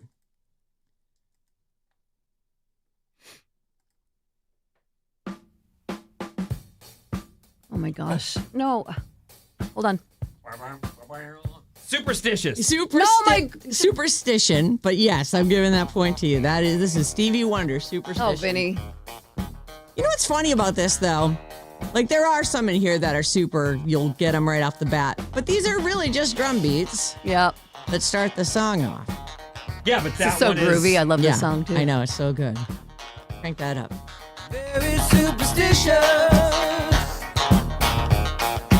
Writings on the wall. All right, here we go with round 3 now. Give Bob a sec to reset over here. Vinny, feel free to, just Lay up a little. take your time on this Okay. one. It's 2-0, Marcy. Let's get you I on the know. board. I know. You guys, I have no sleep. Who's got this? Come on. Oh, Vinny, don't let out just a hover. No, don't help me. Seriously, seriously, You know who the artist is. I do. It's the Pretenders. right? Yes, I would have given it to you with the pretend. I'm going to give her the point, even though Yes. you can yell out the band or the Okay, all right. or the song. All right, that's a good one. Again, no sleep. That's my excuse. You know this. Aerosmith, Yeah. of course. Aerosmith, Walk This Way. Okay, we're tied up. Tied up, 2-2. Okay, no more messing around and- now. Yeah, no going easy on me, Vinny. Don't tell me my job. Here we go. Next one. This one I'd never heard Fine. before, so this is harder, I think. Oh, and I love this song. I love this beat. Toto. It's Toto. Did you know that, Vinny? No. Such a liar. All right. When I get up in the morning and see you Whatever. Rosanna, Rosanna. All right. Oh, that was harmony. That was nice, Or right? attempted harmony. Okay, next one. We're playing the greatest drum intros of all time with Right. Marcy from Live 105. Yes. And she's had no sleep. Yep, that's Yeah, true. well- That is true. Oh, we know this one. Led Zeppelin. I'm giving that one to Vinny because he said it. All right. Let's do one more. We're tied 3-3. One more. Yeah, pick one more. Okay. Let's go with this one. Bob, you're doing great. You are doing great. Really good. Oh, yeah. You know this. Yes. Go. I can't. It's going to take me You have time. oh, my God. Gonna give her a chance. I'm just blanking out is the problem. Starts with an F. Foo Fighters. My Foo God. Fighters is so, I mean, correct. seriously, I blanked out. I have a story about Marcy's Playground. Oh, this is your show. My, the brand, the Marcy's Playground. Right. It was Taylor Hawkins who helped me think of that. And I mean, it's an obvious choice, but he would come in at my former station all the time. He would pop in. He loved You. KLOS. And He loved you. He would, and he was just a beautiful soul. He was. He would light up a room and he would pop in all the time and go, Marcy's Playground. I said, that's it. There it is. That's the one. Yep. That's a cool story, though. Yeah. Like that it just, Rest in peace. it comes Yeah. out of. That was a rough one. That was Yeah. That was, I mean, probably mostly for the Foo Fighters but it's and his family. Right. But yeah, that was a What that a was neat big one. origin story, though. Yeah. I love that. Yeah. Now you'll always have it. Very cool. Yep. All right, Marcy, thank Yes. you for Yes, coming thanks in for this having me. morning. Always fun, you guys. It is. It's always fun. And what an experience to have seen, Yeah. No Doubt. I'm really Possibly the final No Doubt show. Yeah. And I mean, they haven't officially broken up, but they haven't announced anything either. Right. We'll see. Yeah. Fingers crossed. But yeah, always fun. You would like to think that getting back together under those circumstances and doing those shows would reinvigorate those early Yeah. Everybody, you have nostalgia for the things you did early on in your life. There's no question. I don't know why they wouldn't be on fire with it. Like, to get a reception like that and to have it be so incredibly cool and then to go. They need to ride that wave. I think so too. Yeah. hope they do.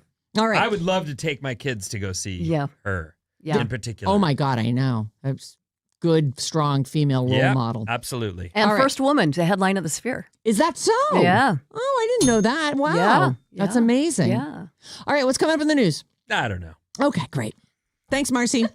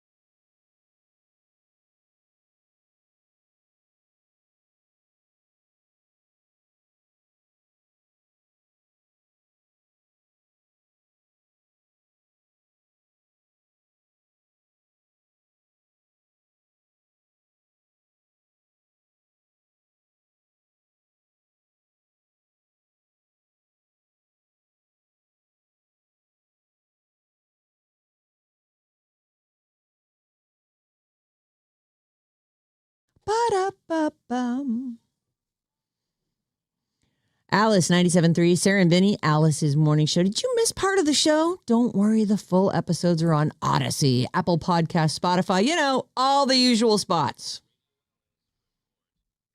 That was super cool to have Marcy in here. Yeah, it's fun. She's great. She works down the hall. Yep. Live 105, if you wondered. Mm-hmm.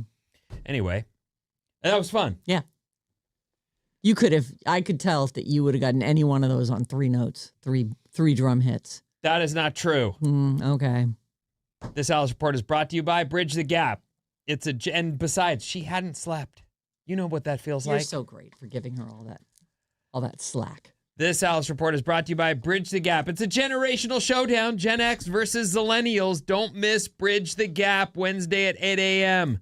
This week, this guy, Dollarita Steve. We all can't wait to meet him.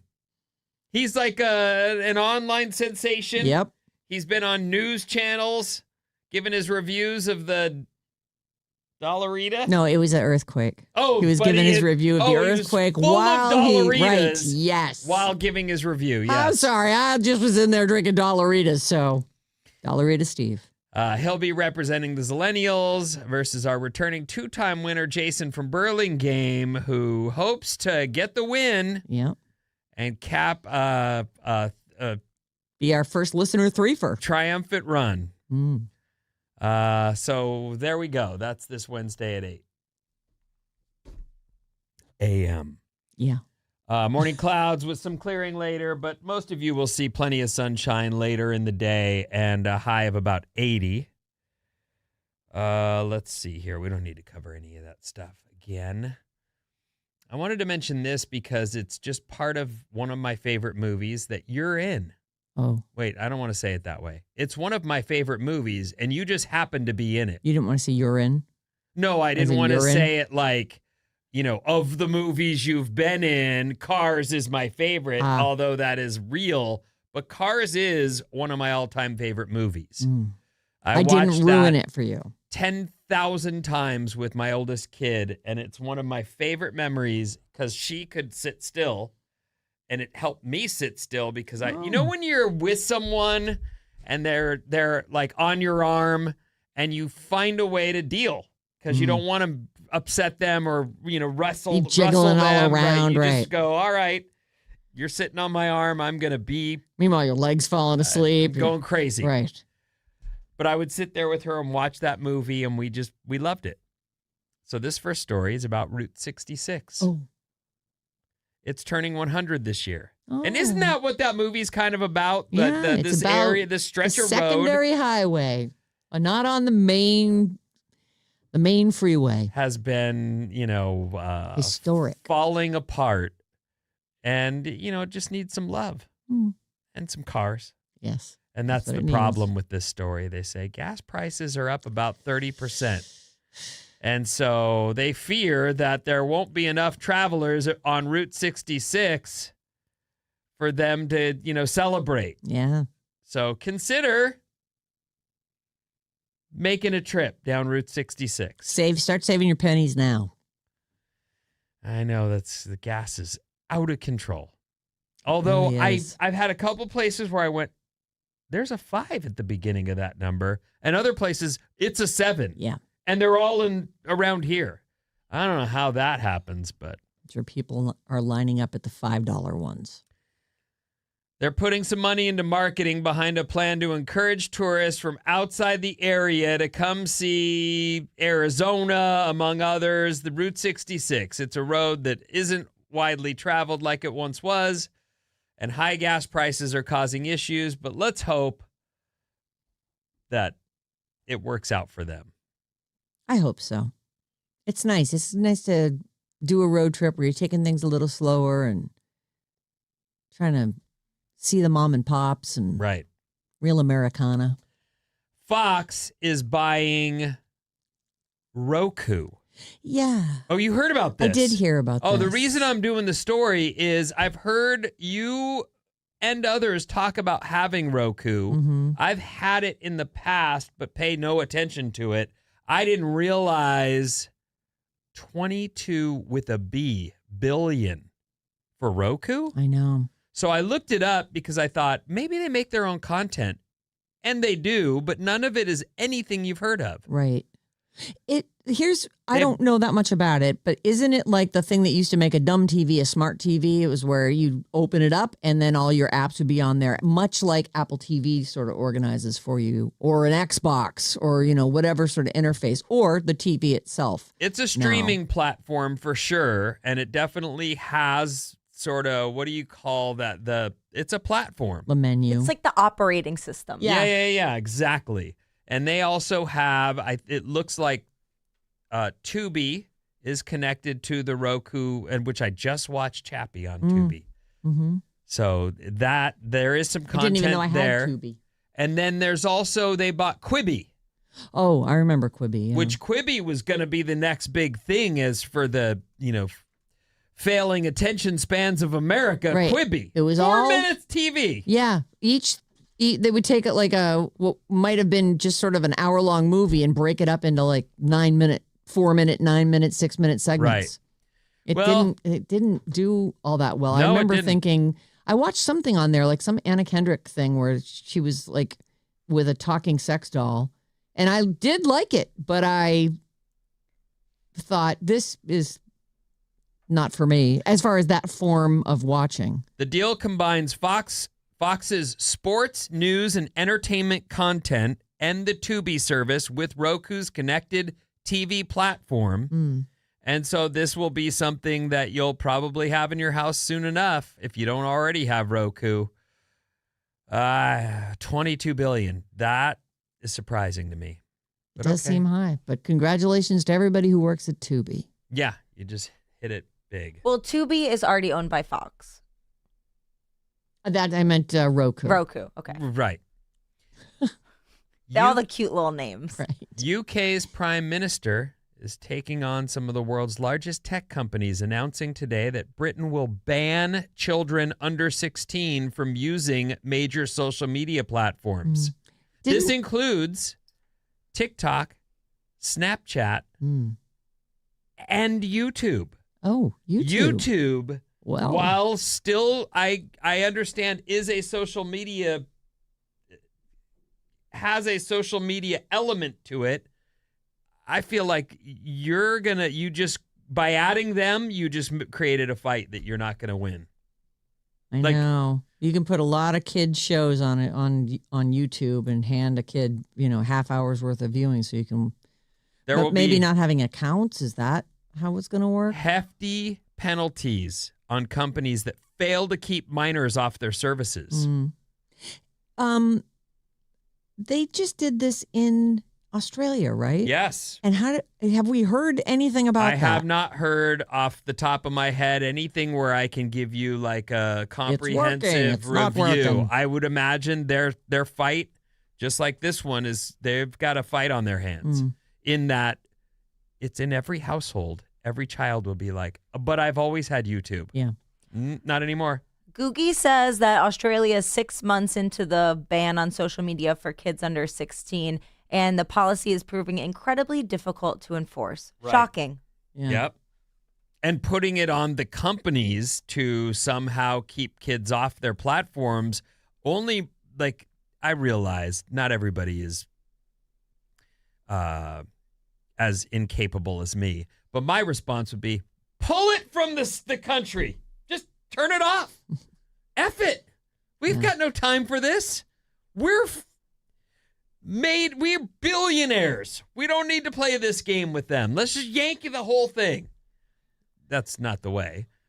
But is the way to find yourself in lawsuits all the time because some 14, 12-year-old got their eyes on YouTube? Right. Screw that. Who's got time for that? Nobody. Nah, I don't In know fact, how the parents don't have time for anything, so they just handed them YouTube in direct violation of your policy. Every parent can see it with their own eyes. Social media is making children unhappy, says the UK Prime Minister. I've heard it firsthand from families crying out for change, and we will do right by them. This is going to be an interesting watch, so keep your eyes on that, as the UK has decided to ban social media for kids under 16. Good luck. And the services will be facing multi-million-dollar fines if they can't figure out how to keep kids off their services. I don't. It just seems like an impossible fight. Well, I mean, I get you don't do nothing. You know, it was the same as trying to keep kids off cigarettes. Could you? Not really, but you should definitely put warnings on cigarettes and make people ID, show ID to buy cigarettes. But it's like prohibition breeds curiosity. You tell somebody they can't. Well, yes, I can. Yeah, the first pack of cigarettes I can remember buying, it was a pull machine at a in a lobby in a hotel. It was actually, yeah. So there they are saying you can't sell these to kids, and there I am pumping some quarters into a machine. Probably only 3 quarters too. Might have been. For 75 cents, here's some lung cancer. Anyway, so that's the latest. All right. Well, the UK is. Good luck, UK. I mean, would you want to deal with that with your? Oh, well, your kids didn't. Truthfully, it wasn't as available to if them. I certainly feel like I would not want. It wasn't as available, and I do think that any help I got enforcing that might, if it helps a parent keep their kid off, then maybe it is a useful tool for them. Sorry, you can't. The government said so. The authorities have spoken. I don't know. It's if you're really serious about it as a parent and you don't turn to it and you don't want your kids on there, then this is only backing up your argument. But will it work? I don't know. I don't know how this works for Bob. You can tell me if you had experience with this with your parents. When you want to do something and your parents pull it from you as a way of saying, listen, we asked you to clear the table last night, or we asked you to do whatever and you didn't get it done, so we're taking your phone away from you. Did that ever happen to you? No. Oh. They never. Is that because you were always so good, or because they just didn't want that fight? I think I was well behaved, and I did all the things I was supposed to do. Okay. But I did have a TV addiction as a child, and every year for Lent they would try and make me give it up, and that was always a nightmare. TV addiction, you say? 100%. So you'd come home from school, plop in front of the TV, and call it for the day? Yes. Yes. With my laptop. And then once I had the phone, with the phone. How are you with TV today? I love it. I mean, it's a passion of mine. It is? Yeah. So do you ever binge watch an entire season of a show? I don't have a long enough attention span for that. I think that I don't think it's a problem. I think it's hopeful. Like I will get sick of it and want to do something else. But I think I learned a lot from watching TVs and movies that I probably shouldn't have been able to watch. Lots of perspective gained without having to have the life experience. Our text number is 800-400-3697.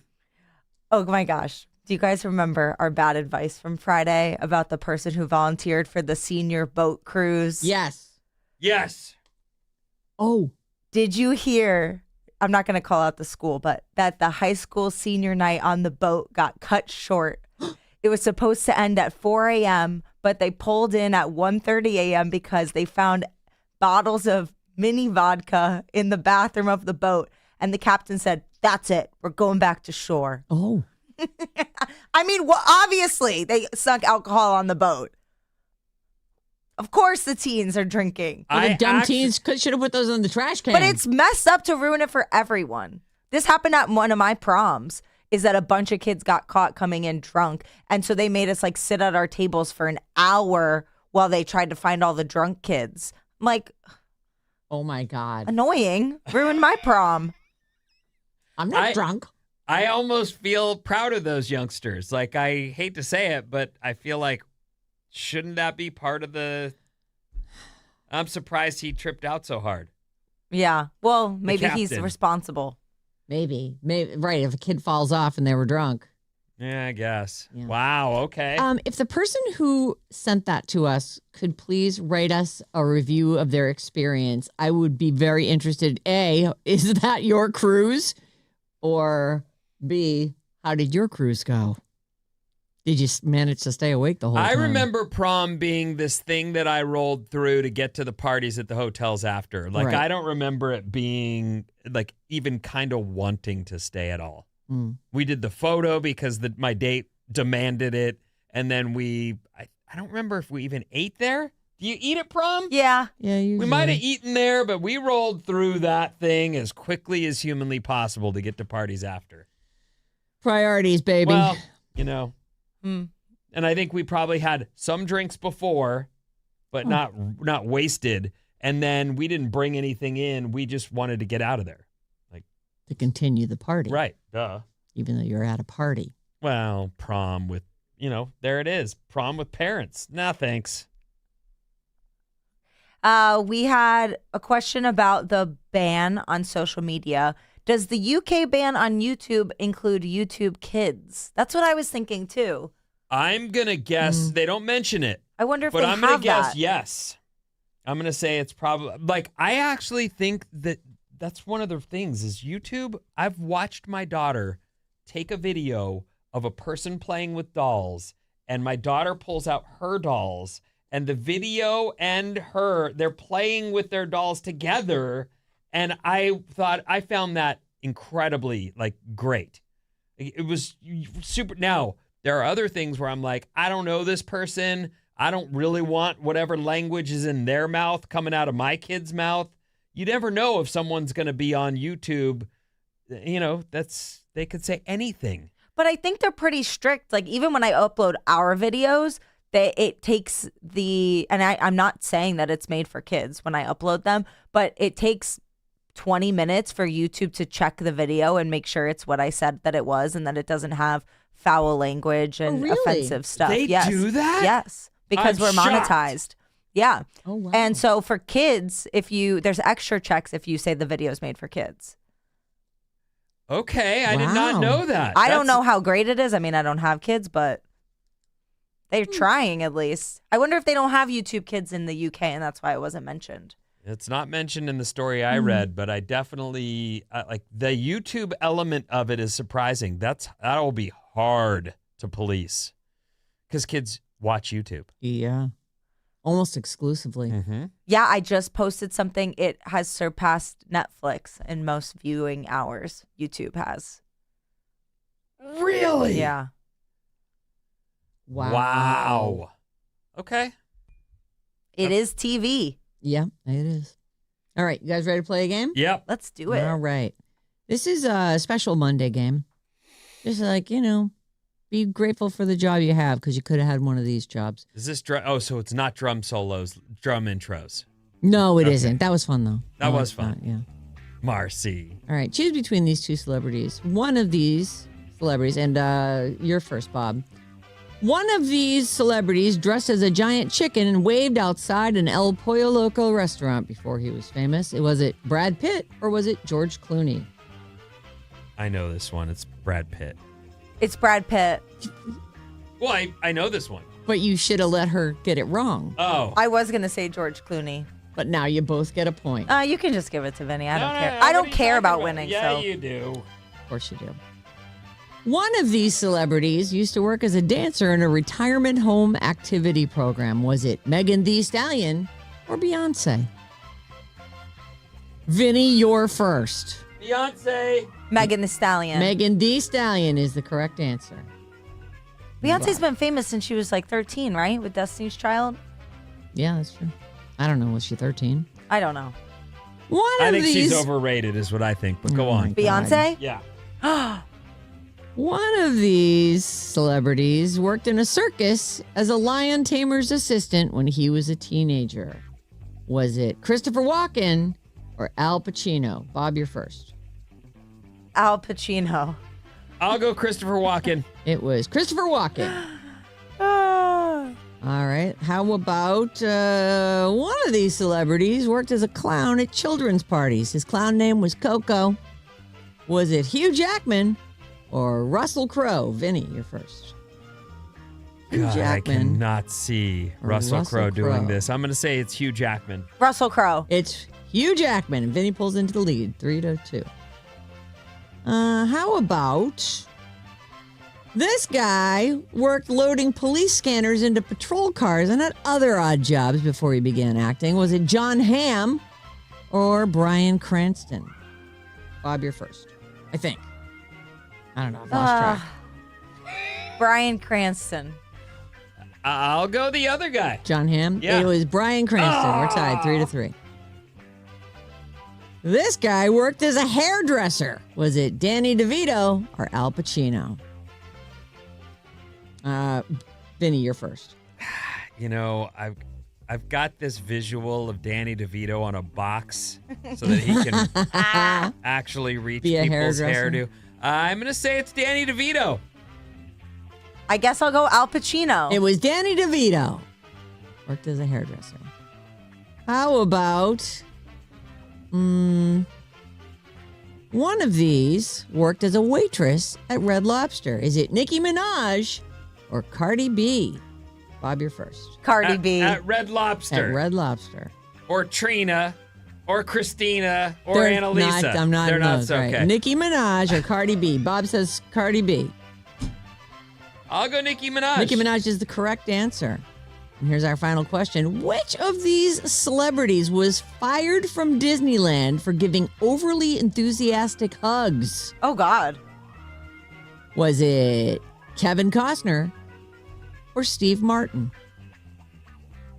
And I think Vinny, you're first. You know, I could see it being Steve Martin thinking he's being funny and then getting himself into trouble. He worked in the Disneyland Magic Shop as a teenager. Steve Martin. You're saying Steve Martin. Steve Martin. It is Steve Martin. Yeah. Here's the thing. He worked in the Disneyland Magic Shop as a teenager. How much older is he than you are? Is it possible that you and Steve Martin both worked at Disneyland at the same time? No. Because he was already a celebrity By when the time you I were was 12. a little boy doing those. I was shoe shining backstage. I don't know where the magic shop is, but he would have already been a star. Yeah. He worked there from 55 to 63. Oh, he's I wasn't quite a even born. bit older Yeah. than you. Mhm. All right. By a score of 6-4, it's Vinny all the way. El Campeón del Pueblo rides again. El campeón del pueblo. Goodbye. Keep it here on Alice all day. We have your chance to win tickets to see Harry Styles at Madison Square Garden at 12:05 with Mason and 5:05 with It's Jane. And don't forget, Jane does 97 minutes commercial free every day starting at 4 p.m. We will see you tomorrow. Thank you.